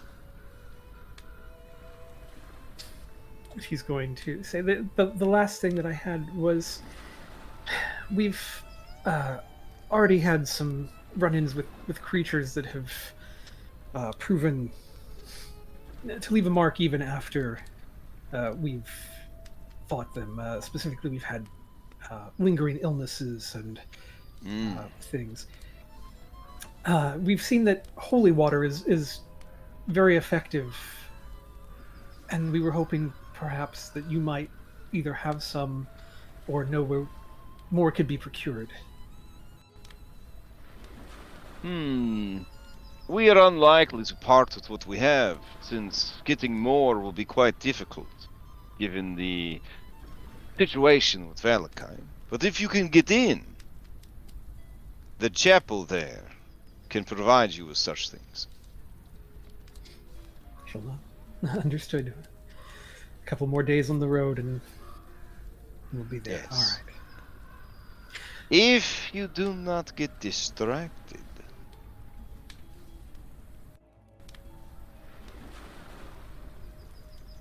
She'll kind of give him an arched eyebrow. Alright, so, my turn. How is Jimmy Carter doing? she will laugh. She's gonna spread her arms and say, "Ask away, Jimmy Carter. He is still going strong. He is no longer president, but he's building houses for the poor and those who were without means. He does very good work. He's better now that he's not president, I would say." And so he kind of walks you through, Yeah. like, all of his questions. He obviously has not been to Earth in quite some time, so Yeah. he is curious to get caught up on it. As that is happening, evening, or late afternoon to evening kind of settles in, and Wayne, what did you perform for these peeps? I would have done some upbeat tunes. Okay. So I would have introduced them to Sweet Caroline. Okay. And try to explain. It's sort of an audience participation song, and so would have tried to get them involved in that. Also would have done some, classical pieces, things for classical guitar, and would have tried to do some rock pop stuff like Foo Fighters and Okay. Red Hot Chili Peppers towards the end. All right. A lot of them request "Hey Jude." Do you play "Hey Jude" for them? I play Hey Jude. Okay. Yeah, they all seem to know that one and really like that one quite a bit. That works for Wayne because he likes that song too. All right. During the time that you are singing and performing, go ahead and give me just a charisma performance. Or if you want to roll proficiency with instrument, you could do that instead. Not a strength performance? Strength performance for flexing your muscles. Listen, he's a Pathfinder kid now. Yeah, exactly. You give a amazing performance, and they are all very happy and very impressed with the music you're doing. No one more than Elsa.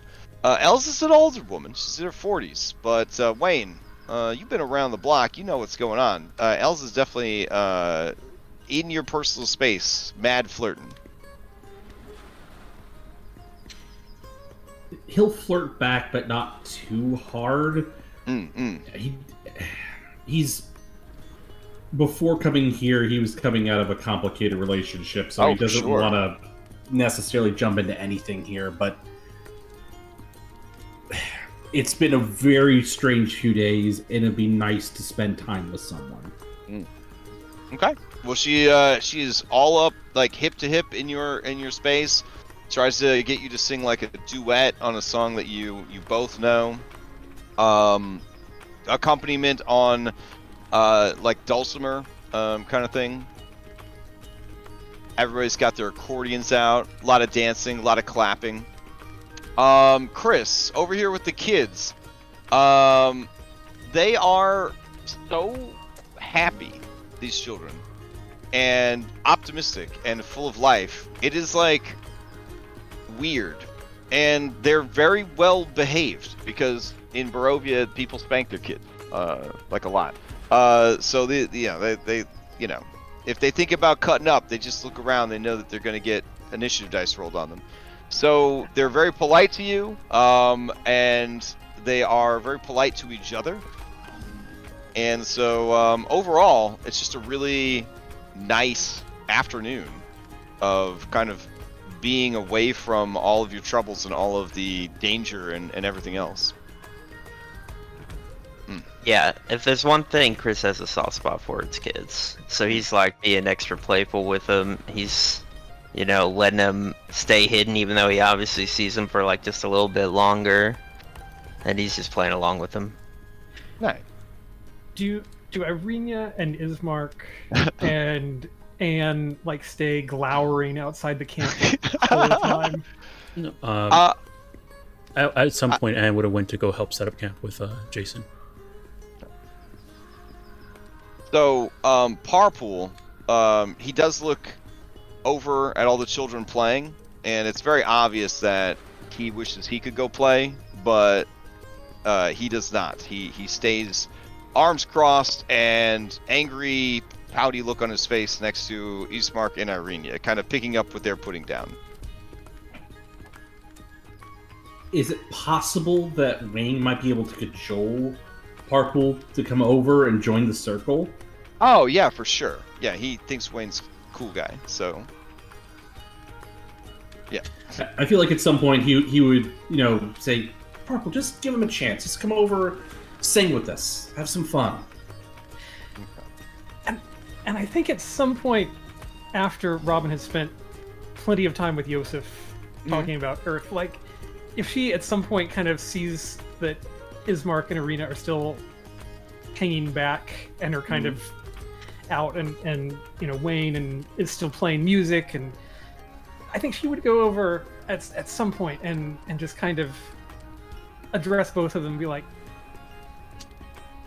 look, you can not trust these people if you want, but I mean, Wayne's playing all this music, like, and she'll actually look at like Irina and she's like, I mean, you could at least have a little fun. Like, why don't you come over and like we could dance, or and she'll look at Ismark or you or whatever. Like, come and sing. I will and not dance with Vistani, but I am taking care of the kitten. She'll look back to Irina. How about He's you? taking care of the kid. That's awesome. She's like, it's not dancing with Vistani. Come Fine, dance with me. I will go dance. So she'll like pull her over and like, Yeah. just to be like part of it. Like, it's not flirty or anything. It's just friend. Okay, she looks so scared and so nervous as she approaches the Vistani circle. Okay. Do you start dancing? Yeah. Okay. All right. As you start dancing, and she listens to Wayne's 20+ performance, and sees Parpool clapping along and being happy, and the children being happy, and all the people being happy. Even Henry's fucking happy over there. Chris is like over there. You can hear this weird sounds coming out of Chris. It might be laughter. You guys aren't sure. He might be hurt. We're not 100%. I don't know if you've heard that sound come out of him, but she listens to all that and watches you, and then she will begin to dance with you as well. And then everyone starts to clap some more, and it's overall just a really nice. It's just a really nice afternoon. Ursula says, That's so good, but are you gonna make the pizza?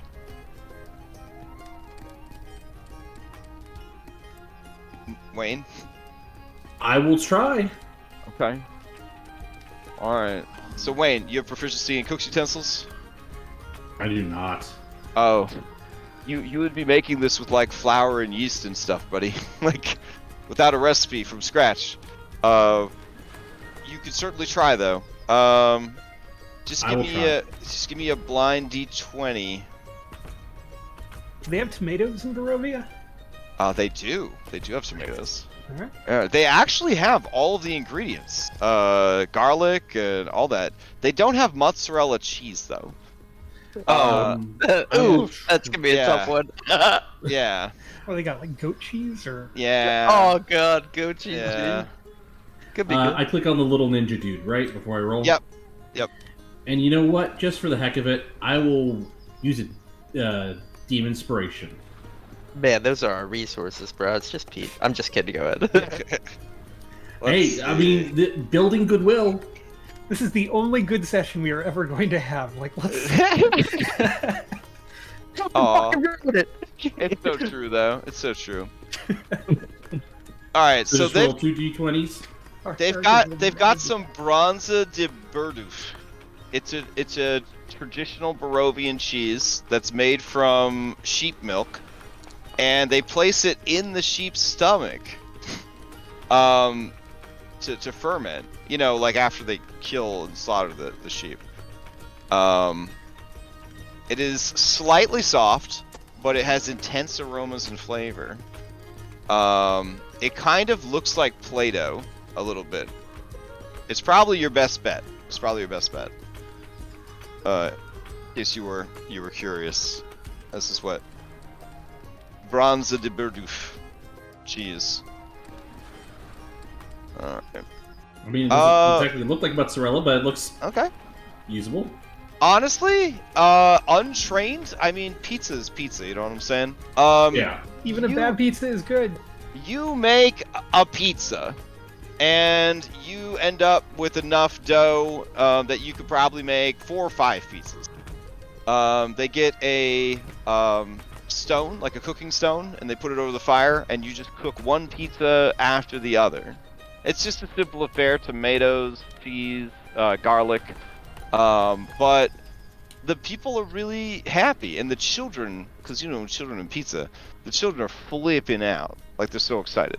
Everyone's really happy except Ursula, who says, "This isn't New York pizza. You can't even fold the crust." I'm sorry, Miss Ursula. I said I would try. And then Stefan says, "You did a great job, huh? Hey, mother, please. This man tries his best." Whatever. She heads to bed early. How does Anne do with all this garlic floating around? That is a great question. Anne, the smell of the garlic would be like, did you guys treat Anne since the bite, or no? I think you guys said you were going to, but did you? They just said I needed to eat meat, so Okay, that was the plan, eating meat. All right. Well, we couldn't just rest because we were traveling, so... Right. Chris was specifically told to stay clear of Anne, so... Okay. So the smell of the garlic does not seem appealing at all, and even though it's been a while since you had pizza, there's just a part of you that's just like, like, you're not... You're interested out of the memory of pizza, but you're certainly not, you're not willing to eat it if there's anything else to eat. Okay. Does that make sense? Yep. Okay. All right.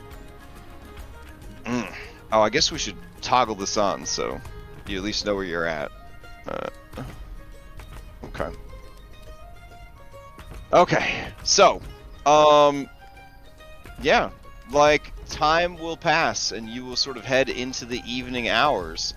Is there anything particular you guys are trying to do or accomplish, or are you just trying to have a nice, quiet evening?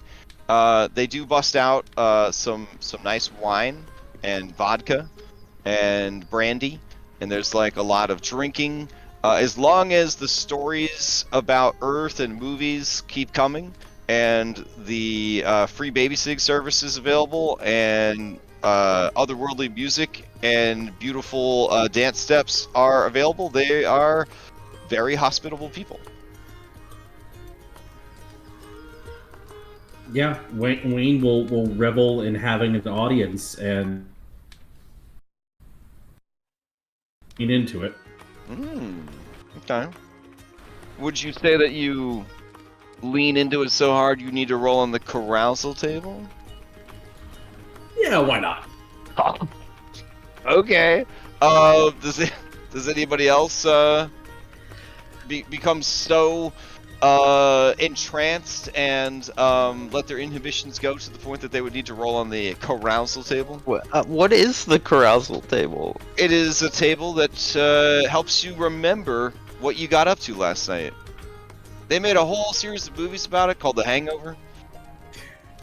You know, I think Robin would drink enough. Like, she would start doing some card tricks. She has a deck of tarot cards, and so she would start doing, like, you know, stuff that Art taught her. All right, nice. If you do let fate decide how your evening goes, give me a D100 in chat, and that will be you rolling on the carousal table. Yeah, I think as soon as the vodka comes out, you know, Chris and Henry, they kind of get a quiet spot, start telling more stories, and you know, they'll see where it goes. Okay.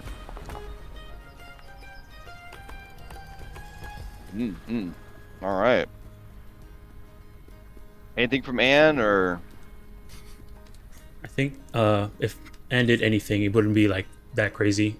I think the only thing she find out is she'll look for the person who looks like the strongest person, and maybe see if she can set up a arm wrestling thing. Okay. That's it. Yeah, I mean this lady over here actually looks pretty strong. Okay. Not nearly as strong as you, but okay. you know. That's okay. Honestly, as a people, they're all a little wimpy. So they're probably a bunch of artists and actors and stuff. Mm-hmm. Yeah. She'll probably like try and set up a line where she can just test her strength on everybody. Okay. Yeah. The people that overcome their fear of you, eventually come over for just to try, try and yeah. All right. Eventually, Parpool Cantamir will also try. So give me an athletics check against Parpool. All right. Oh shit! It's the only noteworthy opponent you have. Ugh. Oh no. All right. So yeah, Parpool actually beats you at arm wrestling. Mm-hmm. Yeah, and he's just shook by it. He says, "I am strong." Yeah, you are strong. And makes me strong. I like Anne.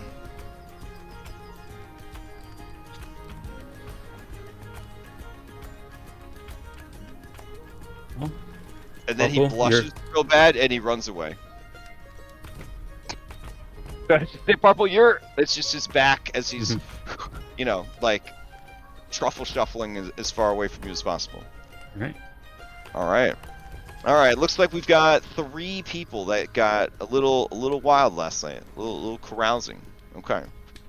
Let's see. So, couple of things. This carousal chart is from the olden days. And obviously now, in our modern day times, we're a lot more thoughtful about player agency and things like that. So, I will tell you the result, but you, the player, are the storyteller of, you know, what exactly happened. But essentially, Robin, when you wake up in the morning, you are in a Vistani like tent, and there are. Let me roll the dice. Oh my god. Oh no. And there are 3 other Vistani asleep near you, and everyone is naked, except you, who is fully clothed. So I don't know what exactly happened, nor do you, I guess. But you wake up surrounded by these 3 naked Vistani. Which ones are they? Oh, I would say it is Mir Vistana, Trapped Vistana Tough, and let's see. Yeah, this guy, well received Vistana. There we go. Yeah. So whatever happened last night, you wound up in a very naked pile, but you still had your clothes on. All right. Yeah. Last year remembers his cards, so who knows? All right. I mean, everyone just, you know, everyone's PJs is just nudity, so, you know, just a normal night. I mean, you know, maybe strip tarot. Who knows what happened? You know what? Some people like to just watch, you know, and that's fine. Okay. Wayne, you have fleeting memories of being fed grapes and drinking incredibly good wine. When you wake in the morning, you are in a sleeping bag slightly outside of the camp's proximity, and you see Elsa pulling her dress on over her head and quietly heading back towards the camp.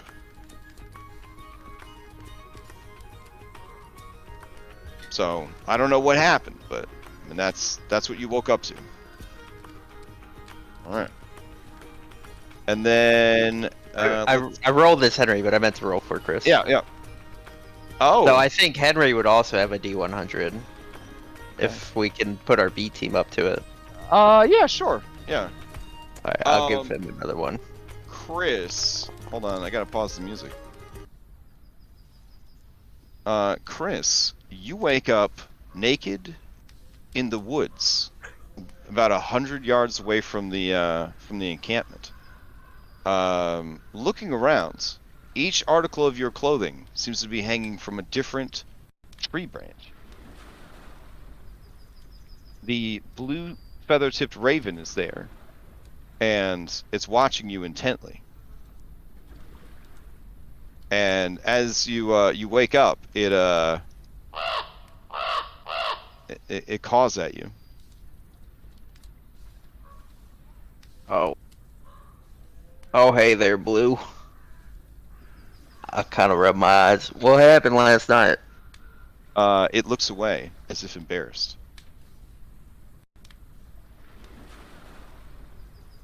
Well, you won't tell anyone about this, right? He laughs to himself. Oh, it immediately affirms it will not tell anybody about this.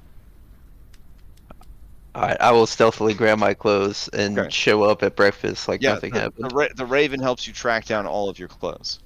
Oh my god. Okay. So like pulling him off branches for me? Well, I mean, it's just kind of fly. Like if you can't find like a sock, it's like flying over to kind of yeah. Mm-hmm. All right, and then back to the town. Okay. Let's see, Henry. Okay, let's see.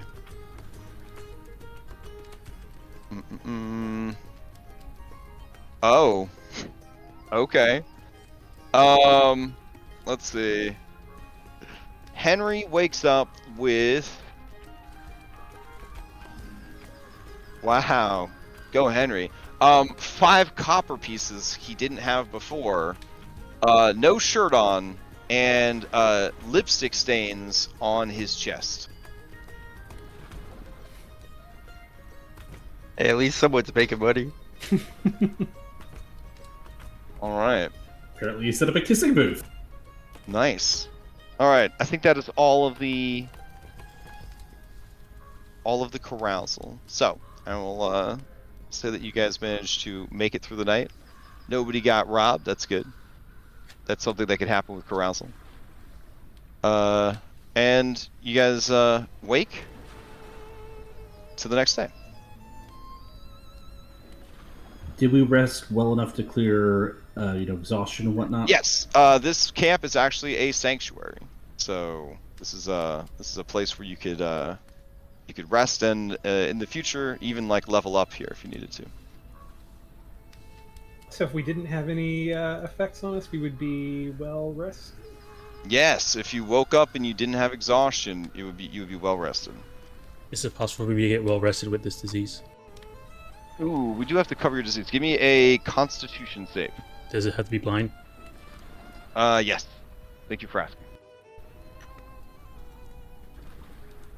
I'll use inspiration on this. Okay. Let's see, Constitution.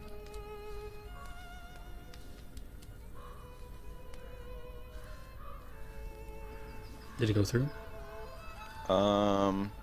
Not yet, no. Alright, I'll press it again. Okay. Oh, there it goes. Okay.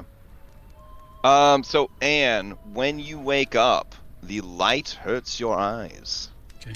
The smell of garlic makes you feel ill, and you do not want to be close to anyone who is carrying any. You certainly don't want to carry any on yourself. You now have the feature light sensitivity. You're just unlocking powers left and right. It's incredible. All right. So light sensitivity, while in bright light, you shouldn't have to worry about that too much in Barovia. You have disadvantage to attack rolls and wisdom perception checks that rely on sight. Okay. I think I shared a picture. Did I share a picture with you guys that kind of shows like how bad the lighting is? I mean, all the like yeah, scenes. yeah, you did with like all the clouds and stuff. Yeah, all the scenes show it too. Yeah. Yeah. It was like that the other day IRL, and I took a picture I meant to share with you guys, but basically the sun was just this sad blob behind clouds that was like, "I'm here, guys. I'm trying my best." And it's like, "Aw, poor baby." Here, let me see. I could post it up. Yeah, and as this is modest accommodations, Jason would roll for attempting to clear another injury. Yeah, go for it.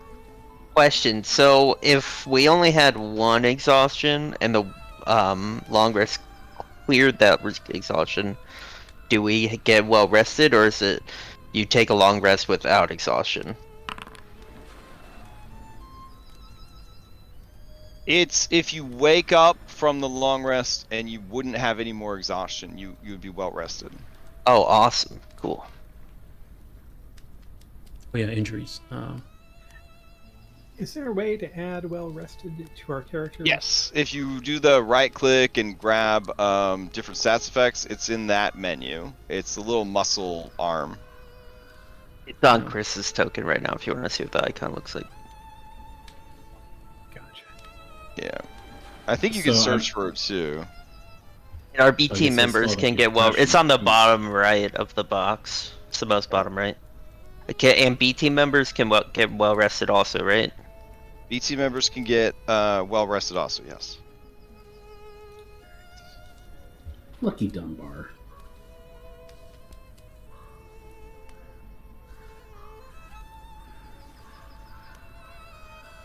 Yeah, so I shared to the Discord like what bright sunlight would look like in Barovia.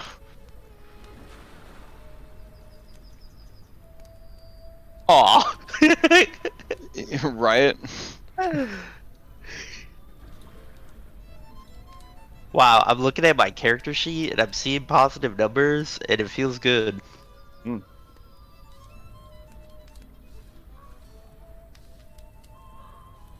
All right. So, yeah.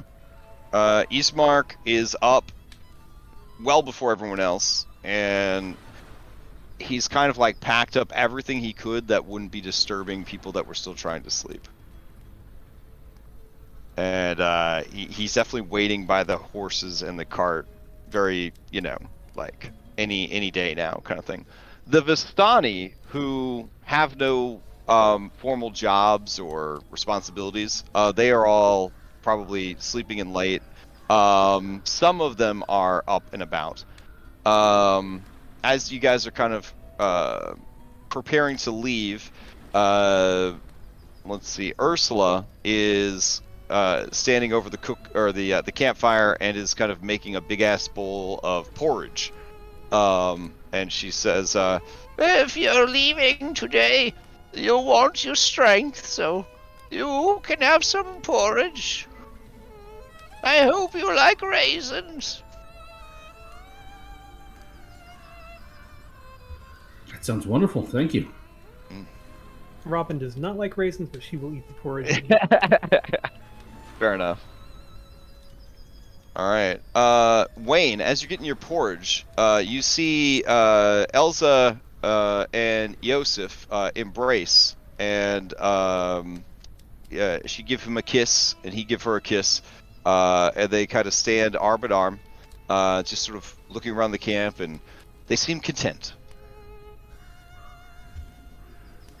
Wayne's gonna kind of go wide-eyed for a second and think to himself, "What did I just do? Did I just ruin something?" And he just Irene's quietly gonna eats say, his porridge. what's wrong with you, Wayne? Why are you... Why'd your eyeballs get so big? You like raisins that much? I haven't had raisins in porridge in a while. This is great. And he's I gonna haven't had busy himself raisins in making a bowl of food for Dunbar. I guess it's not Raisin Bran, but it'll do. He says, you know, they used to have cranberries a long time ago. They're like raisins, but they're red. So yeah, we got obviously they're better. cranberries. You got everything, man. Except magic, apparently. But they say that the cranberry bogs of Berez are still there. So, I mean, if you want cranberries, we could always... Maybe we'll end up there, but let's not. Let's try and stay focused. Oh, right. Yeah, we'll have to, stay focused. My bad. But imagine if we get a bunch of those cranberries from Barovia. Cranberry wine. So, Chris, I noticed that you are playing with the children and making laughter sounds come out of your body. What's your story there? What's going on with the children? I mean, they just look like they was having fun. Well, it was very nice to see, and it made me happy to see you sort of set your worries down, and I just wanted you to know that's all.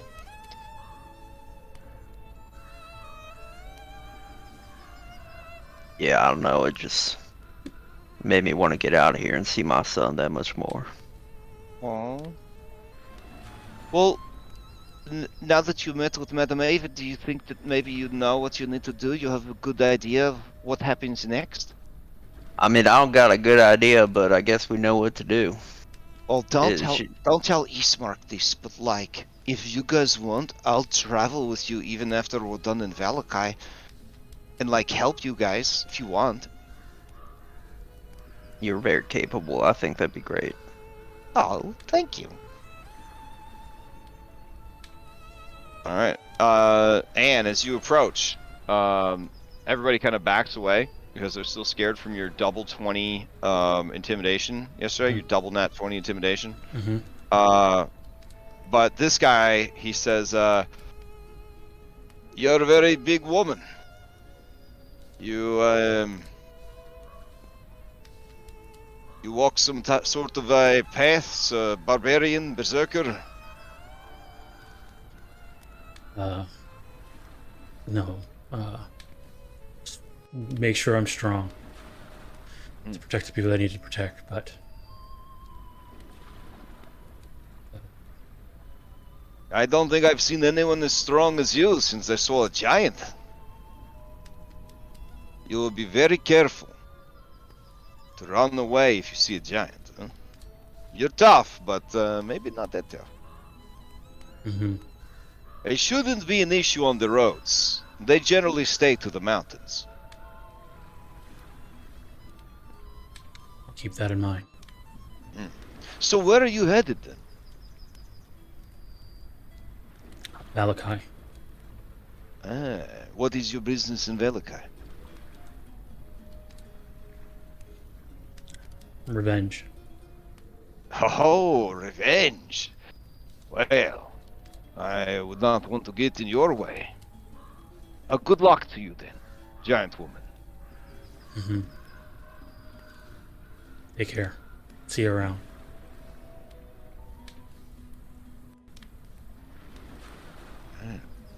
You guys all sense Ismark. He is the dad that's had the family station wagon packed since fucking dawn, and he's trying to be patient, but he's really having a lot of troubles over there.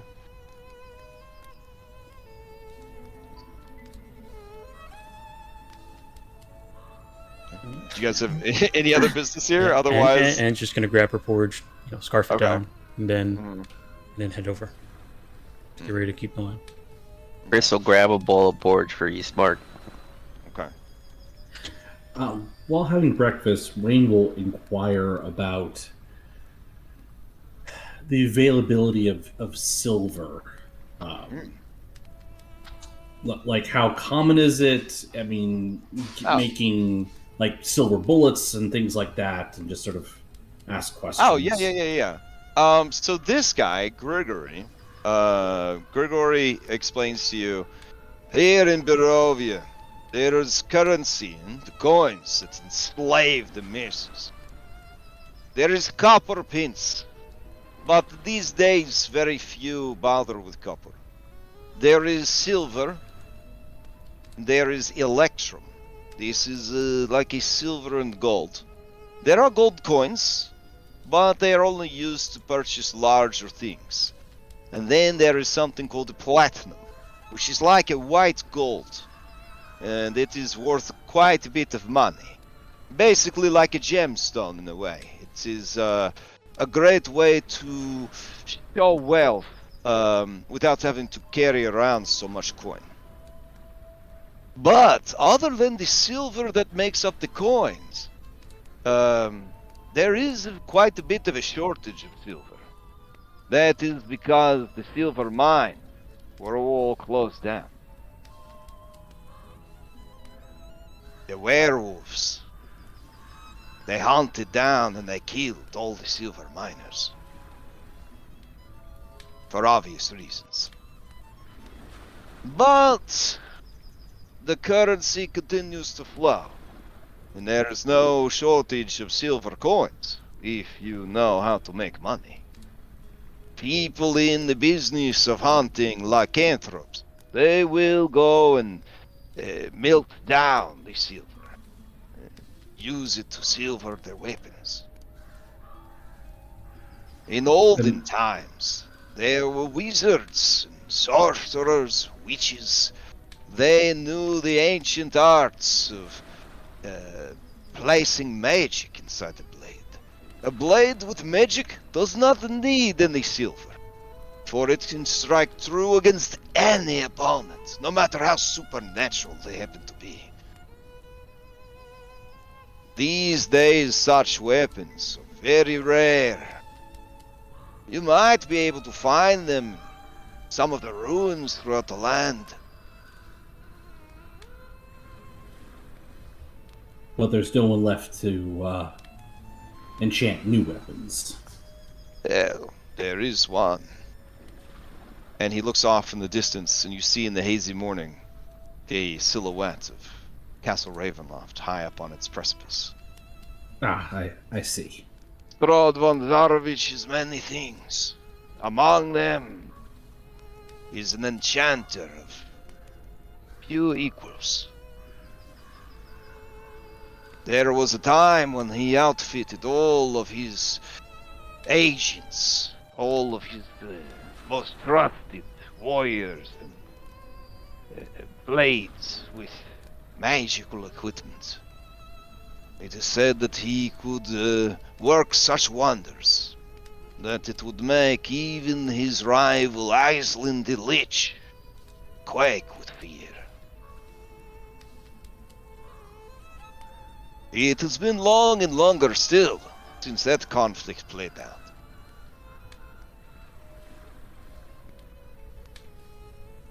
And longer even then, since we have seen any travelers from Darkon. The road is shrouded with mist. And we Vestani, we're not looked too kindly upon in Darkon.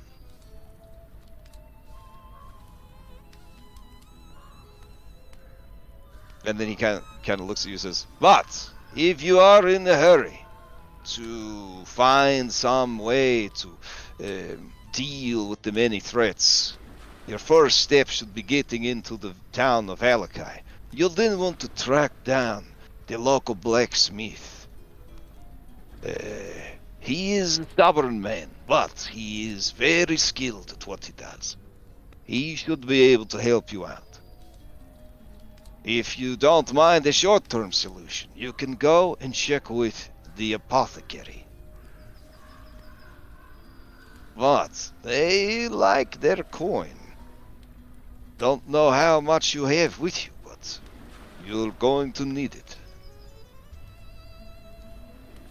I appreciate the information. This is big help. Of course. Oh, and then his brother, Stefan, comes up and says, hey, you're looking for coin then? When you get to Velikai, you should look up a man named Vasily von Holtz. He is always looking for mercenaries to handle some odd jobs. Could be a good way to make some coin.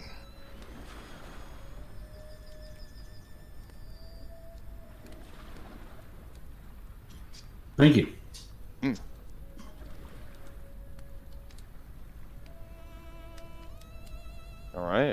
And so you guys head out into the world, yeah? Yeah. Alrighty. I feel like Eastmark, got up at 3 a.m., started drinking black coffee, and he's just been nervously tapping his foot, looking at his wrist, just like, come on, Yeah. come on, come on. Yeah. Like, neither he nor Irenia are cruel, like, in their racism. Like, it's just, like, this is, unfortunately, just the stereotypes and the culture that they were raised with, right? And they're superstitious, Romanian peasants, essentially, or in their case, quote unquote nobles. And it's just unfortunately like a part of the setting. But at the same time, these people openly admit to being servants of Strahd. Strahd make it life really hard for these people that aren't Vistani. So you could kind of see that there's that disparity, right? Like that gap between the quality of life of the Vistani and the quality of life of the village of Barovia. Do you know what I'm saying? Like, so you build that reality onto the unreality of just the passive cultural racism, and yeah, I mean, there's definitely tension there, for sure. Does Irina seem a little softened at all after? Oh yeah, she had a very Last good night. time, and Yeah. she kept all of her carousal rolls to herself. No, she did not drink to excess. She did not trust herself to let loose in such a dangerous place. Mm-hmm. So, all right, I'll go ahead and get you guys back to your dashboard so you can start the long road, as it were.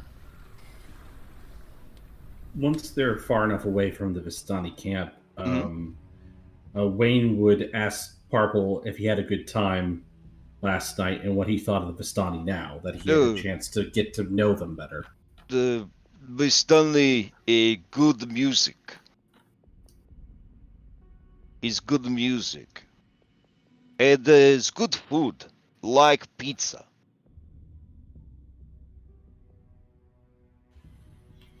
Yeah. I mean, food and music are, things that we can get together on, as different sorts of people and enjoy together.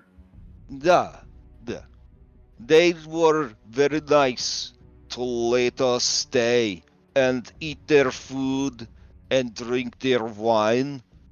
And then there was lots of smooching that was nice. And then there was lots of playing and laughing. So I take it you had a good time then. Da.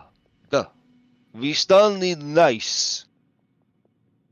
And you hear Eastmark further ahead, just as he kind of leads the horse down the road. Wade will just leave it at that and not push him, but he will say, "See, Purple, I mean, you got to get to know people on an individual basis." Yeah, the individuals basics. Yep.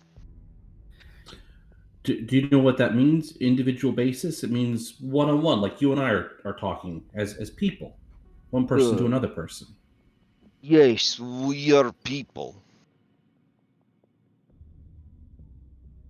Do I get the sense he's just parroting me, or is there like some genuine understanding there? Let me roll an intelligence check. Hold on. He's just kind of saying what he thinks you want him to say. Okay. Yeah. Okay. Well, Parple, I mean, if you ever have, thoughts that are different from mine, it's okay to share them. Just I want to show you, a different point of view and, help you experience the world. Yeah. All right. Everybody is traveling at a normal pace. Nobody's doing any exploration actions while we're going. Just checking. Nope. Just checking. Okay. Puppy and Kitty are in the cart. In that case, Chris, you are the first to hear it, followed by Jason and Anne. And what you hear is a carriage and it is coming along the road behind you guys. Behind us? It's heading towards you. So it sounds like it's going pretty fast. Oh, it's going stupidly fast. Yeah, like you can't. Yeah, it's like you hear it like a ways off, just, and it's being pulled at least by two horses, best you could tell. So it's coming like from the Vistani camp. No. Either that or Barovia. Is there anything behind us? Yes. So it would be coming from here. I'll take you over to the map real quick. All right. So there is, it's hard to see, but there is actually this little dotted line that runs along the river, and it's a big ass shortcut. So you guys are at this bridge, and you are crossing the bridge when you hear it coming up the road behind you. So you've kind of gotten off of this like mud trail kind of thing, and you're back on the quote unquote road, and you're heading across this bridge. Okay.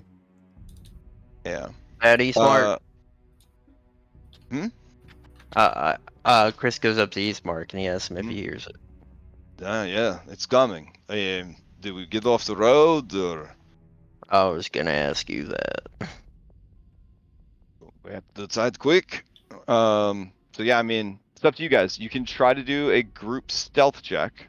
It will be difficult with the cart, or you can block the road, as it were, or you could just pull over to the side of the road. Yeah, I'll do You a just quick... pull over to the side. Yeah, pull over to the side. All right. Yeah. I mean, we're Seems a large like we're in group, agreement. And we have Pull no over to the reason side. to. All right, you guys just pull over to the side. Yeah, Got it. Chris is gonna go while they're pulling over into the side. He's gonna go, like up off the road a little bit, and like just try and like stay hidden. Okay.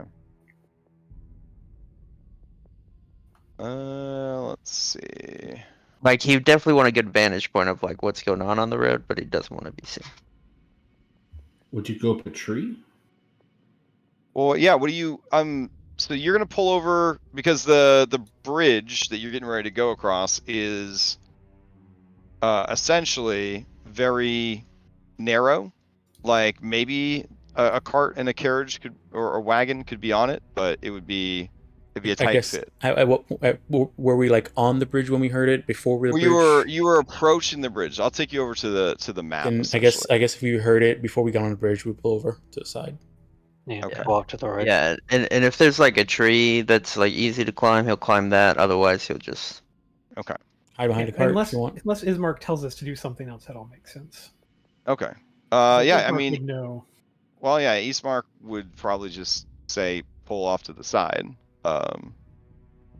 because with the cart and the horses strapped to the cart and everything else, it'd be a little hard to do.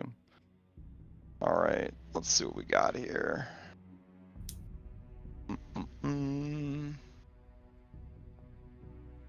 All right, you guys see it pulling into view, and it is a very fancy, reinforced 4 wheels, 2 horses, carriage that is making its way along. As soon as I see it, and Hen's like, "Is this the bride again?"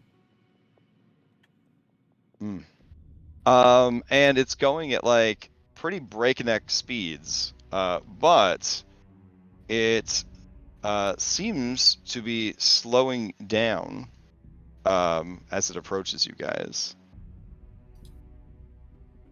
Oh, there we go. And let's see. I'll bring you guys over to the scene. I love these carriages, but man, they're a real butt to rotate. Let me tell you. Let me tell you what on them carriages. Okay. All right. I will also check the weather because that could be extremely impactful for this encounter. Oh, hey, we got a new badge. You did. You got the Tser Pools badge. Let's see. Okay. The day is the day is clear, and so there is sun. Weak, but it's enough that it is kind of bothering your eyes a little bit, Anne, because like there's really not a lot of clouds in the sky. Okay. And I'll take you guys over to this scene.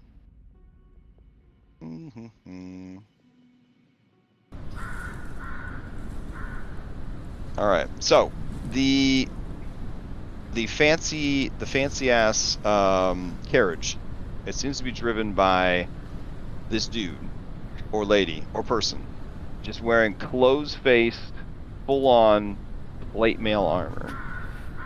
It says I don't have a token with vision on this scene. Okay, let me see. Robin.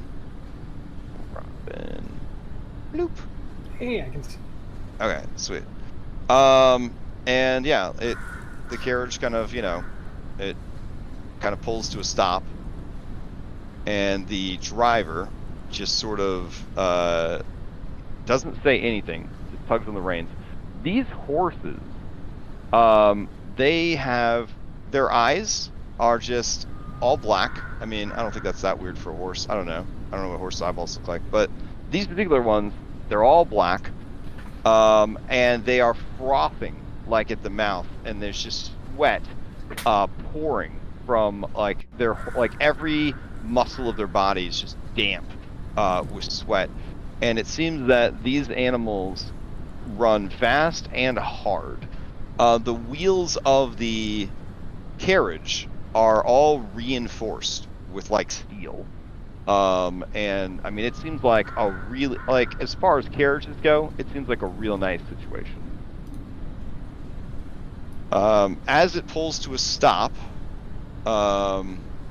the guy driving the wagon, he just sort of turns his head to look at all of you. And then you see the window slide open on the carriage. And Anastasia Karlova looks out at all of you. And she says, fancy running into you on the road.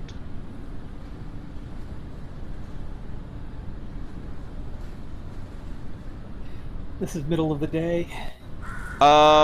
This is actually pretty early. Yeah, it's only about it's about 8:50 in the morning. Do you need a ride, anyone? Well, where are you headed? We're on our way to Valakai. Valakai. Interesting. And I see that you brought a little bird with you.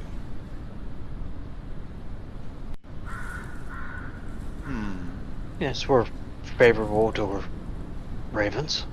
I was so disappointed when I woke up last night, and you had left. I thought we were all just getting to know each other. But your father, he told me the important mission that you had, Ismark. You and your sister. How fortunate for you to have these brave mercenaries to keep you safe on the roads. They can be very dangerous.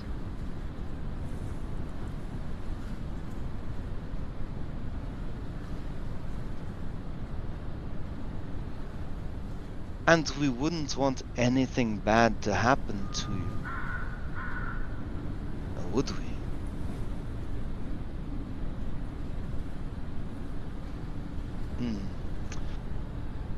Well, and you hear like a groan from inside the wagon, and she says, "Hush now. The food does not need to talk." And then she turns back to the window and says, "Well, the day is bright and not to my liking. I return home to Castle Ravenloft. I hope you have a pleasant journey today. You should keep an eye on the little bird. She's so loud, you wouldn't want her to attract the wrong sorts of attention." Is it at all possible to see in that carriage? Yeah, This is totally like Vampire Carriage Deluxe, right? Like this is the one that Dracula uses in the movies to get around, so that like he's like. So she's got this like confessional booth like shutter that she's opened, and through like the screen, you can like see her. She could see you guys. But yeah, if you wanted to try and peer in, you definitely could. I wanted to know if I recognize that groan, like the voice. Yeah, that's a long shot. I don't know off camera how much groans you're collecting for your data banks, but yeah, you can go ahead and give me a perception. Would it be perception to try to see in Yep. as well? Mm-hmm. Oh, it's auto blind, right? Yeah, I think so. Yep. Okay. You see behind her that there is a man. And the man looks like he's out of it and a little drugged. You don't remember seeing this man before, but you did come to learn that there were several hundred people living in the village of Barovia. But it's not. Doesn't not the Burgomaster, yeah. as far as I can tell from this. And Chris, you weren't able to recognize the grown Yeah, it makes sense. Yep. It was a long strap, but Yeah. All right. Well, they I guess they're gonna start heading out.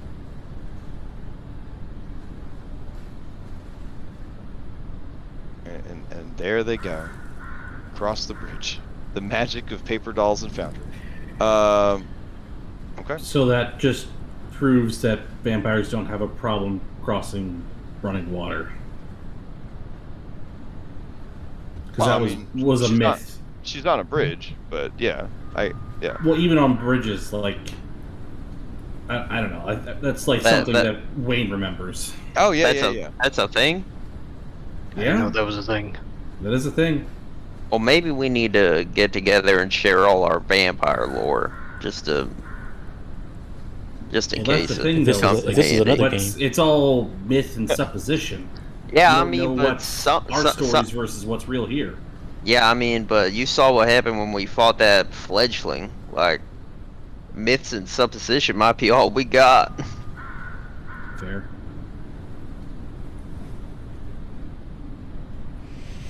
Alright, so you guys are at the scenic Tser Falls Bridge. So, let's see. It's got these super dope statues. You might call them gargoyles. Let's see. I just thought I'd throw that word out there for no reason. Mm-hmm. Yeah. But they look like bat-winged, fang-toothed, long-eared humanoid figures, crouched, almost ready to take flight. The bridge here is much taller than the one that you went over further downriver, and it would be a drop of, I believe, like 100 feet down to the rocks in the river below. So it'd be a rough place to get into a tussle. I don't know if the images are showing up for you guys or not. It did. But... Yeah, it did. Okay, cool. As you look off in the distance, let's see. Is there a cool scene of like the waterfall in the background? Oh, I guess not. Oh wait, here we go. So yeah, there we go. Yeah, that's the situation.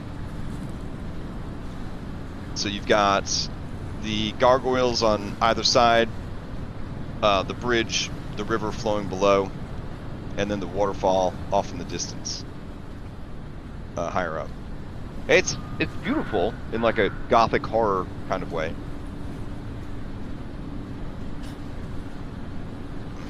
Robin will point at the gargoyles and look over at Ismark and just say, in our world there's legends of gargoyles coming to life and attacking, or is that a thing we need to worry about with these?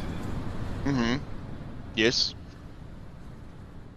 Okay. I mean, not these in particular, but yes, there are such things here. Statues that come to life. She's gonna nod, but not these specifically. No, they've always been here when I cross the bridge. Have you ever crossed at night? No. No. There is a crossroads further on. We'll probably want to stop there for the night, depending on how things go. I hope that that is the last we see of Anastasia. Robin just nods vigorously at that. All right, well, let's keep going. Anne, are you all right? You keep making a face like you have headache. Yeah, the light hurting my eyes. I see. When we get to Valakai, we're going to have to find you a bed to rest. Maybe even seek out the cleric at the temple. Trying to get you looked at. Think whatever happened to your neck wound is perhaps not as clean as we thought. So what did she mean by little bird? Is she talking about that raven that keeps following us, or? No, she was referring to your sister. To my sister? Why? It sounded like she was threatening. I believe she doesn't like her. Your sister is a very hopeful person, and if I'm not mistaken, the Dark Lord and his partners, they wish to crush hope. Yeah, the night she came and visited, she went down to the dungeon, fed on me, and during that down time, to the dungeon. I had the dungeon locked up, and the keys were with me. Well, I guess she had her own keys. Her own keys? To my house? Mm-hmm. That seems unlikely. She collected one of us, me in particular, fed, and told me that she was planning to kill one of you the next night. Kill one of us? Why? I guess that's just what she wanted to do. She seemed to be intent on Irenia. I guess she annoyed her. Well, I guess it is fortunate that we left then. Well, that's right. That's the reason why we did leave. And why am I only being told about this now? And looks at Irenia. Irenia looks at you, like betrayed. I don't know. Because there was nothing. I didn't want you to start something with her or get herself killed or whatever. It doesn't matter. Like, obviously she's not mad anymore, or she would have done something about it, right? I don't think she would have done anything in broad daylight. Wow. Are you saying that, like, if the weather had been worse, we would all be, like, fighting for our lives right now? It's possible. That's a very scary thing to think about. We need to post a guard tonight. We need to post a guard every night. But yeah, I think we just need to keep you away from her. That's what we'll do. So you guys continue your journey? Yeah, I think Robin would at some point pull Irenia aside a little bit and just let her know that that probably was not. I don't think that was your dad in the carriage. Wait, there was someone in the carriage? She's gonna nod. Yeah, there was a man, but I'm pretty certain it was one of the townsfolk. She referred to him as food. So, but it, like I said, it wasn't your father. I hate him so much. Yeah. I wish there was something that we could do, but we're doing it. We're going to Vallaki, and we're going to get trade going again. We'll see what we can do. I guess. I mean, I understand opening trade is good, and the first step towards healing, but I just wish. No, it's dumb. But It's not dumb. I'm sure you have lots of feelings about all of this right now, and we're they in a, just get to do whatever they want, and they just get to treat everyone like they're not even people, and no one does anything about it. Well, it looks like the last person who tried was added to the parade. We need to pick our battles. Yes. Okay. We need to just figure out what the hell's going on. But we ain't gonna do that sitting here. and Robin's going to nod. She's going to say, and right now we're doing what your dad wanted us to do. Okay. Okay. All right. So you continue down the road, and after about an hour, you do notice that there is a roadside grave. Do you have any interest in investigating this, or do you just acknowledge it and keep going? It's just on the roadside, like right off the thing. It has like a headstone, or like a. No, it just looks like disturbed earth that indicates like a person's buried there. Maybe. Does it look like fresh? No, it actually looks earth? pretty. It looks pretty old. And it's gonna turn to Robin when we see it. Oh, yeah. Chris will As take you a look at it. look at it, you get the sense that it was dug up and disturbed.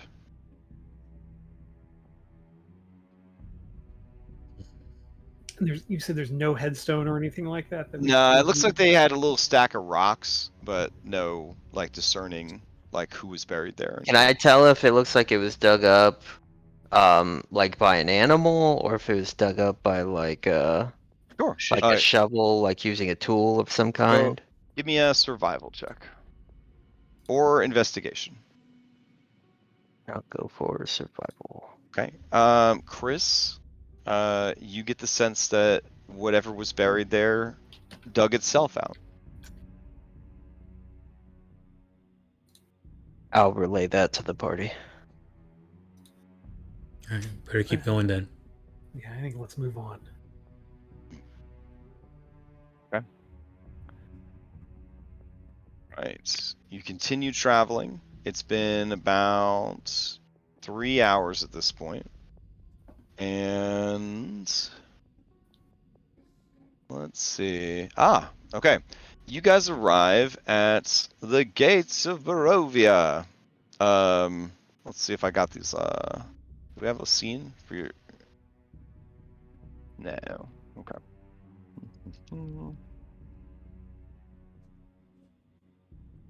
Oh. Okay. Yeah, you guys have been to the eastern gates of Barovia. So these look similar to the gates of Barovia that you guys went to before. Like when you got lost or whatever. But these are not enshrouded in mist. You're actually at an intersection that can go east or northwest. You know that east will take you towards the ascent to Castle Ravenloft. But if you go northwest through the walled gate, you will continue your journey towards Valakai. I'm assuming that you're going to pass through the gates and head towards Valakai, not go to Castle Ravenloft? Mm-hmm. Okay. These gates also have large, inanimate statues on either side. Yes. Are they kind of reminiscent of the gates that we saw? Is it gates of Ravenloft or gates of Barovia? Or Barovia? Yeah, sorry, they're the gates of Barovia. Like, not the only thing here that's Ravenloft is the castle itself, but this one doesn't really serve a defensive purpose. It's almost just like a place, not a placeholder, but like a landmark. Like, it's like the Arc de Triomphe or whatever, right? It's just Mhm. it's just a really cool structure to pass through, but doesn't seem to. There's no connecting wall that goes anywhere. It's just forest on either side. Is there But it's actual? almost like a land marker to let people know you're getting close to the road to Castle Ravenloft. Is there an actual door, or is it just the archway? It's just an archway, Okay. that you can kind of pass through.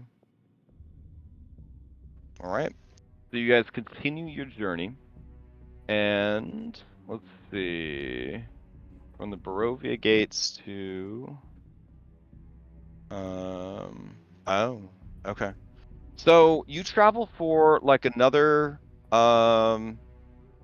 hours, and there is another crossroads. This one has a road sign, and one arrow points back and says Barovia Valley, and then another one points back the way you came, says Castle Ravenloft, and then another one points north and says Valakai, but the road to the west is not labeled. About 2 hours in, Chris has, walked a lot in his life. Okay. Long hikes, long Sure. journeys. Uh-huh. Can I use like my knowledge of like survival and like my past history to like try and gauge how far along he thinks we would have made it on the map? Yeah, I mean, do you have cartography tool He training? doesn't have cartography training, but he's got, Oh. like he's just trying to use his personal experience because on the map there's no crossroads, right? Uh, So so let's see. Well, I described, yeah, there you go. I described a map there. 2 hours or so, probably be about here. Is where the mysterious crossroads would be.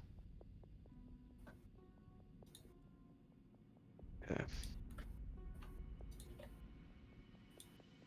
All right. On this clear day, as you look down the dirt road that leads off to the west, Chris, you and Anne and Leo, you can see what you think is a decrepit old windmill off in the distance.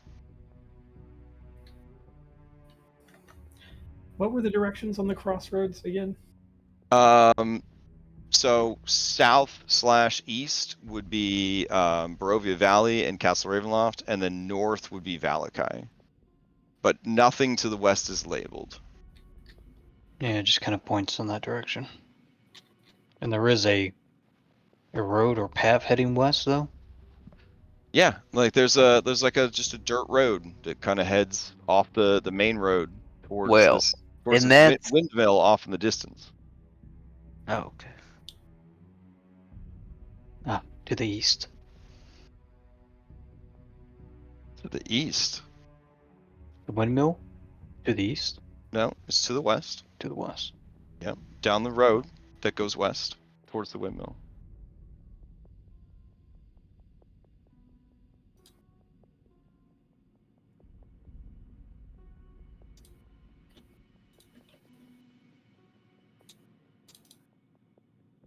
Okay, you guys continue.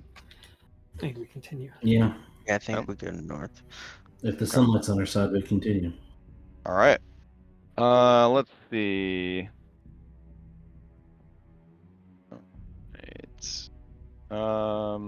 Then from here to Valakai, it's going to be about 8 more hours.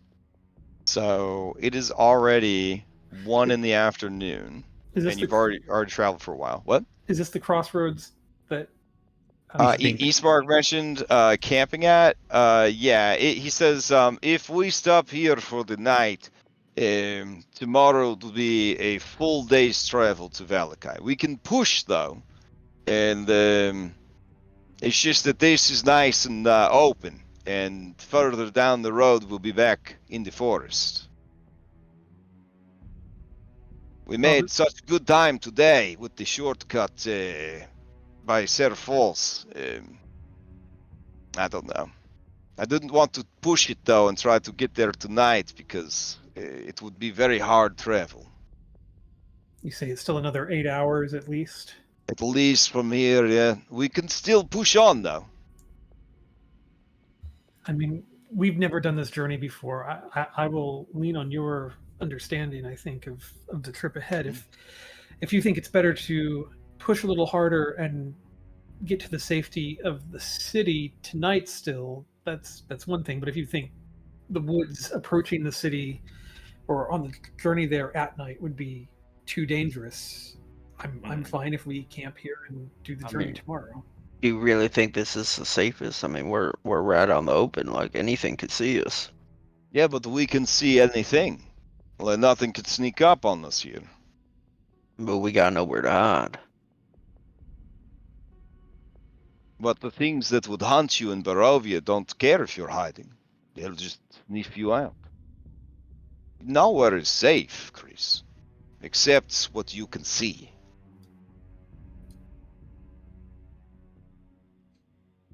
Alright, let me see here. Well, what about that windmill we saw? Maybe we could go hide in there. Go camping there. We've already traveled for 6 hours today. If we push another 8, it would probably kill the horses. I don't think I want to do that. So No, those are too we could valuable. we could stop here, or like Chris said, we could go check the windmill. It might be a place we could hunker down for the night. Or we push 2 more hours and take advantage of this good weather. Everyone here we have met has said it's safest on the road. So, I mean, this is the road. Right. I'm not saying we're going windmill. not saying we're going to cut through the woods. I'm just saying that we'll be closer to the woods if we keep going. Can we tell from where we're at if the windmill is operational? I mean, it's moving. Okay. So it's not like falling apart, at least from the distance. You hear a caw-caw, and a blue feather-tipped raven settles down on the signpost. It seems to move to the Valakai sign and sort of hop on that one a lot. Yeah, that's where we're headed. Unless you think we need to press on there, buddy.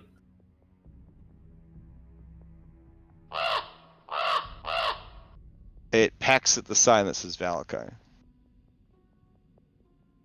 What we covered today is distance we don't have to worry about tomorrow. Yeah, but that's another 8 hours. No, It set us back. Let's just go. Another 2 hours.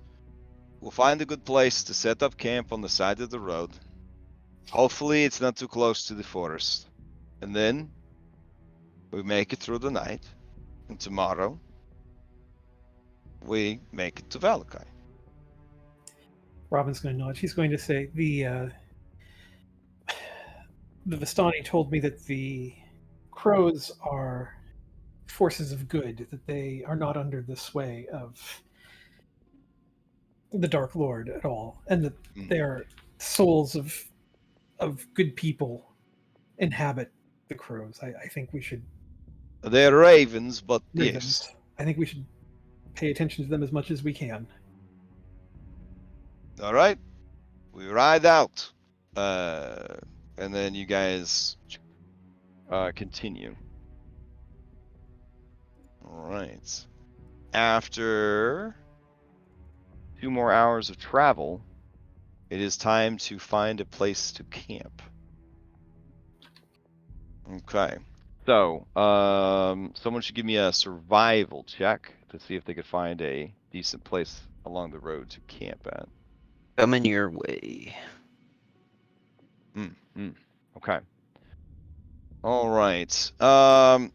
Chris, you actually wind up pushing for everyone to go a little bit longer Because despite what Eastmark is saying, you know in your heart of hearts that being in the wide open is a terrible idea. And so, with your knowledge of survival, you kind of push for a bit of canopy from the nearby forest.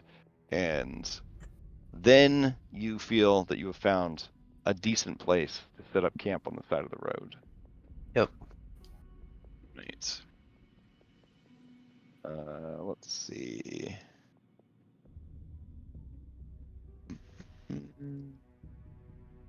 All right, activate this. Okay.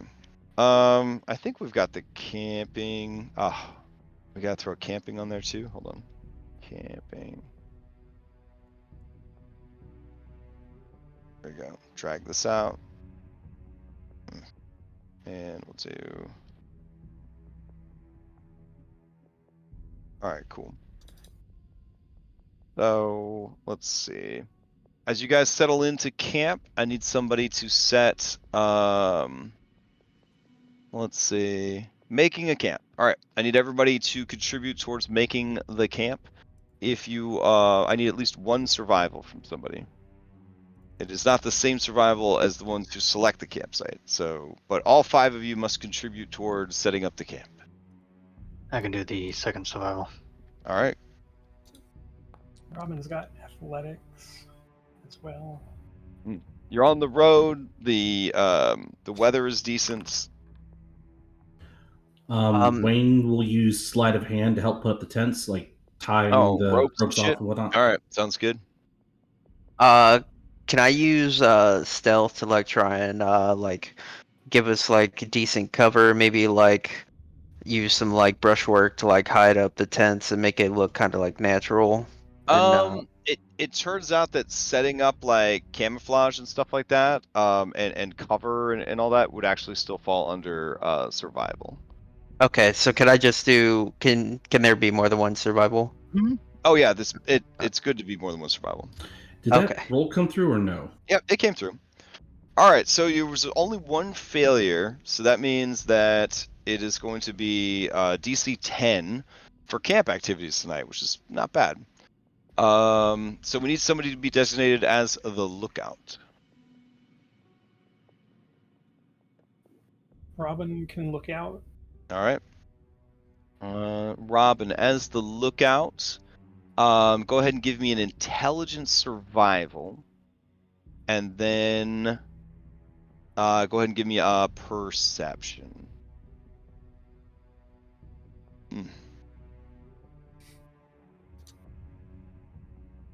Okay. And then the rest of you, the 4 of you, can do camp activities if you would like.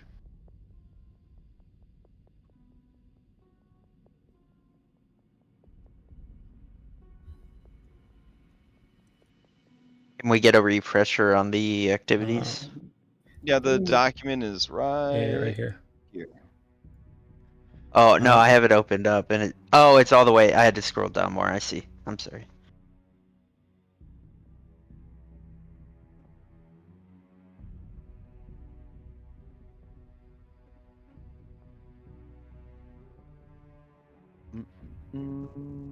I will harvest the region.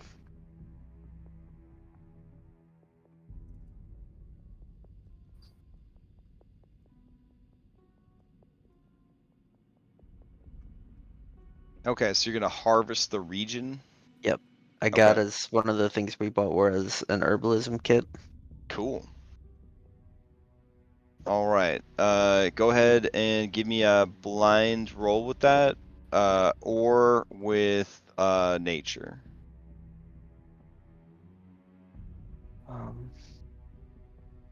What that would key off of intelligence, right? Yes.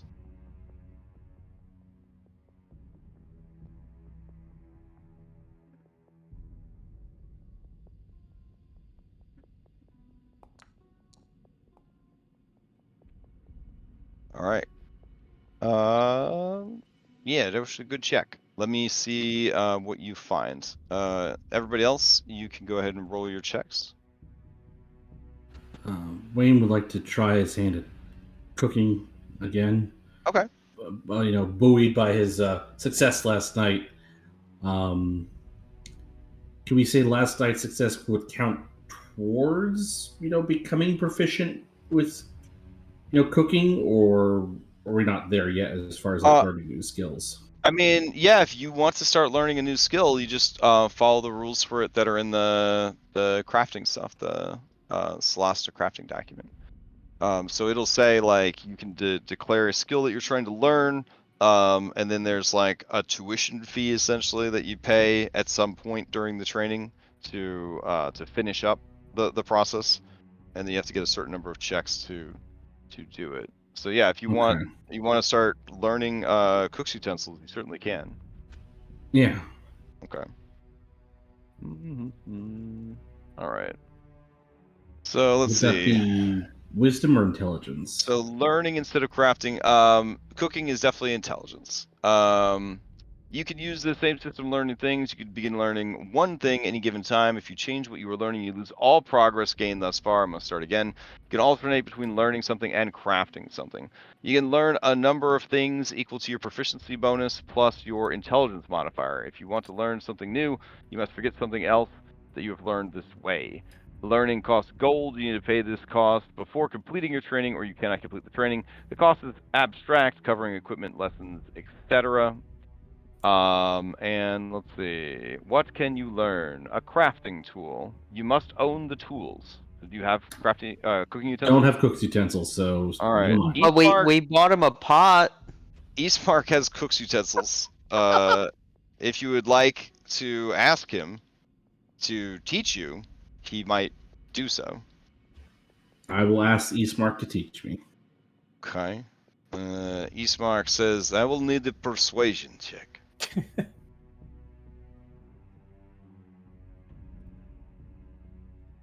Show him the pot you're bringing to the table. Okay. I show him the cast iron pot. It's like, all right. It's awfully lonely without, cook's utensils. I'll try and, make something tasty for supper. Well, because you made the pizza, I will help you. But this is not something you're just going to master overnight. The art of cooking is a lifetime's journey. I understand. Okay. So, if you have a background related to this, proficiency is similar to a related skill, you will have PV bonus to be added. You got to make 150 DC 10 checks to learn this. Good God. Holy cow. All right, I'll go ahead and get it set up for you. Right before the final battle against Strahd, Wayne Larson cooks everybody real pizza. All right, let's see. This is called Learning to Cook.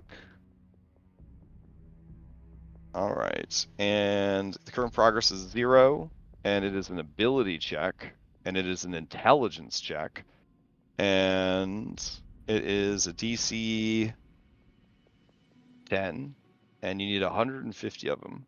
Oh my goodness. Okay. All right. So if you are being taught by Eastmark, you can add your proficiency to the rolls. If you're doing it on your own, when you get your own cook's tools or whatever, then you would not add your proficiency. Does that make sense? Yes. Okay. So there you go, and you can do two during this this downtime.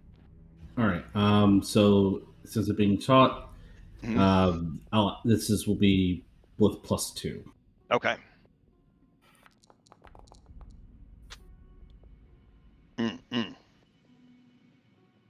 Oh, so on your sheet, if you go to downtime, there's actually a learning to cook now, and you can click the little button next to learn to cook, and it'll actually let you roll, and it'll auto track your success.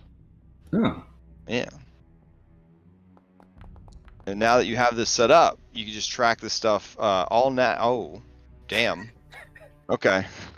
So Eastmark's like, you're wow. It's Wait, that procced off of save. Oh, did it? I mean, you rolled a nat 1 both times. Well, no, the first one was a check. Oh yeah. The first one was a check. But that rolled a save because my intelligence save is a -1 because of the concussion. Oh, okay. I mean, either way, it didn't work. But yeah, I'll go in and try to edit it for you. See why I did that. Your check also had a -1 too. Well, yeah, but it was. Yeah, never mind. Yeah, it's okay. One success, one failure. Yeah.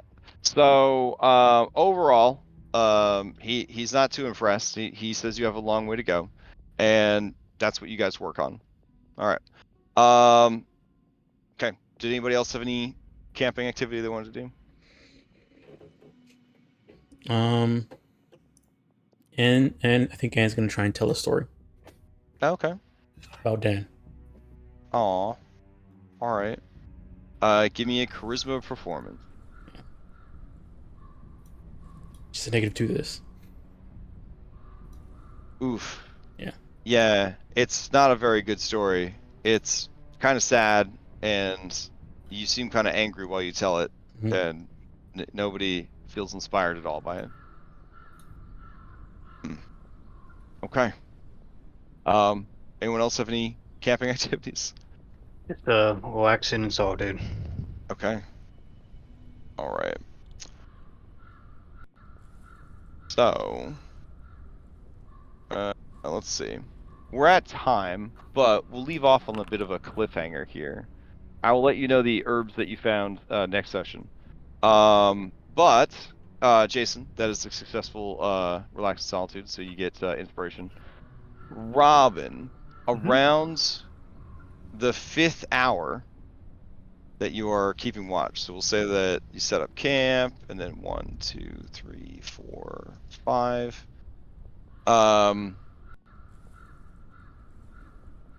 The camp is attacked. Oh, good. Mist begins to settle in, and something in the mist is hunting you guys. And that is where we will leave off. So we will start next session with you guys, your person on watch being ambushed by whatever creature is coming, and you guys figuring it out from there. Ooh. All right. You had a good run with the encounters, though, for the most part. There's a lot of encounters that just nothing happened because you stayed on the roads. Roads are safe, but they still occasionally have encounters. So next week we will pick up with the fog settling in and whatever these creatures are in the fog, making themselves known to you. Is it like the red mist that we encountered before? Or is it different? It is a white mist. Okay.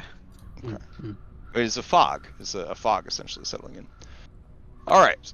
So, real quick announcements.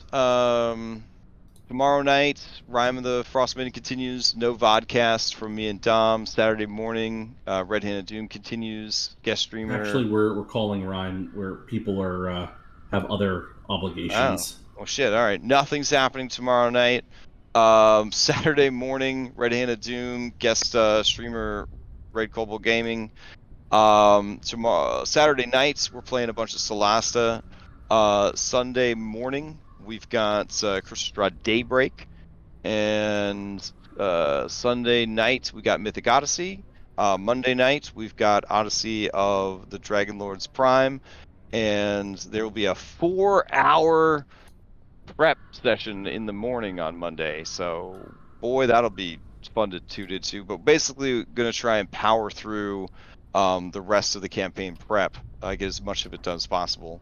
And then Tuesday, double feature, Pathfinder, Abomination Vaults, and Cyberpunk Red. And then Wednesday of next week, I'm going to start doing like a weekly video game stream. It's just going to be like chill, hanging out, playing video games. I don't know. That not necessarily Dungeons & Dragons video games, just video games. I'm going to be playing Cult of the Lamb. It's basically like Satanic Animal Crossing. It's got really nice Twitch integration, so it's like a really fun game to play as a streaming game because there's like a lot of cool Twitch integration to the game. And then Thursday we'll be back here for more Curse of Strahd Nightfall. Also Wednesday night I will be running the beginner's box. I currently have 1 spot open.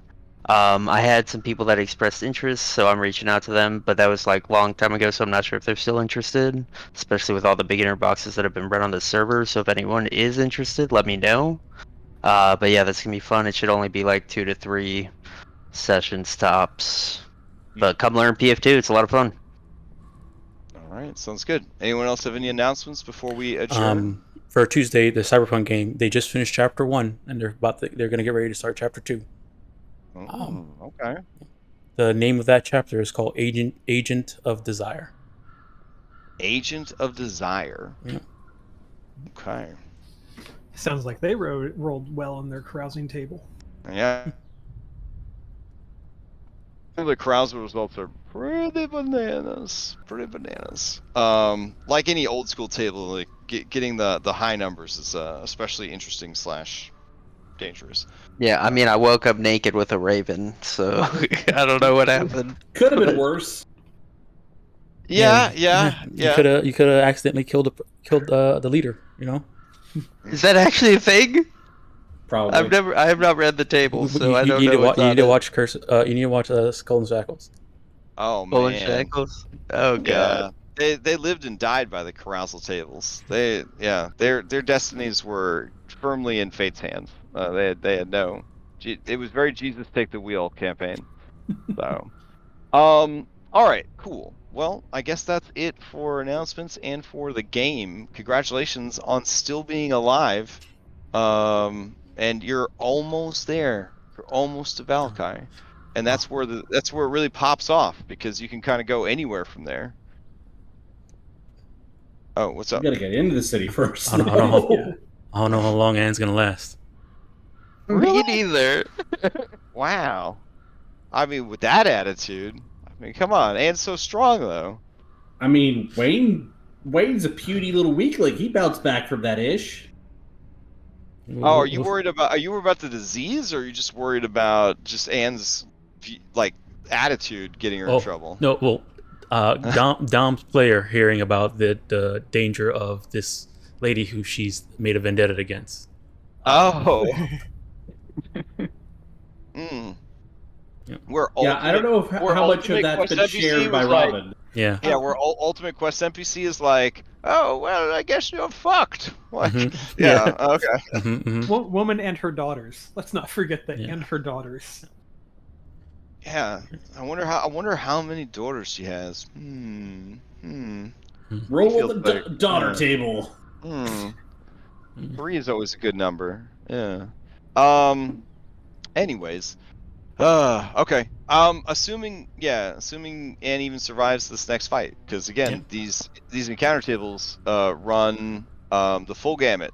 So there's essentially like full on like CR15, wandering world bosses on your encounter tables, and then there are normal ass monsters, and then there are good things that you could find and that could happen. But so it's kind of all over the map. Well, in that case, I'm just hoping for normal ass monsters, because I don't think this is a good thing. And the word ambush was used there. Yeah, the word ambush was used. You've been ambushed with kindness. Like we're never going to be able to roll one of the good encounters. Specifically said attack the camp. So some were attacked with friendship.